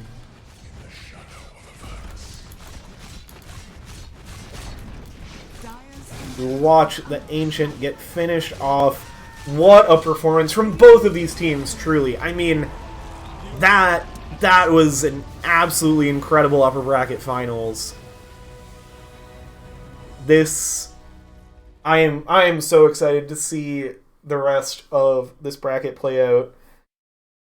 Team Drip, they get it done at the end of the day, but Marci, Beaucoup, they prove, win or lose, they were here to play. They are still looking like such a menace in this playoffs. They head down to the lower bracket. I mean, oh, that is... I can't believe Hedge Fund Manager only dies 2 times in this game. They were in... Where does that second kill happen? At, like, 7 minutes. Hedge Fund Manager did not die for the last 30 minutes of this game. Or, like, 40 minutes of this game. Insane. Ape certainly could be deserving of an MVP again. Hedge Fund Manager as well. I mean, this whole team is so insanely good at Dota. So dominant in this division for so long. Very, very fun series to watch. Let's take a look at the bracket before I wrap up. This is what your bracket looks like. Team Drip moving on to the grand finals. In the lower bracket, we've got Looming Fruit versus Mudboys. That matchup likely to happen this week. Winner of that will take on Marci Beaucoup to decide who will challenge Team Drip in the grand finals. Any of these teams, I think, very well positioned to, like, no matter what, I think we have a great grand finals. I think all three of these matches still to be played in this division is going to be just so much fun to watch or to play in. I love this tournament. It's such a great time. Congrats again to Team Drip. Excited to see them defend their crown in the crown division. That's going to do it for us tonight. Keep an eye out on the We Like Dota Discord for when more streams are happening. There's a couple other brackets still going on as well. I can show you. I think these are up to date. So you've got the Circlet Division bracket in a similar position at this point. Smaller bracket, but that's locked in for who's in the grand finals, who's still trying to get through the lower bracket. Diadem as well. That one just has their lower bracket finals and grand finals to play. Hakuna Marana, sleeper pick, had a tough group stage, showing up, knocking out the Mongrels, rematch against Yuki no Fukushu here. Lots of exciting games to watch. Thank you all so much for joining. Looking forward to more of this. Keep an eye out for more games, and have a great rest of your week.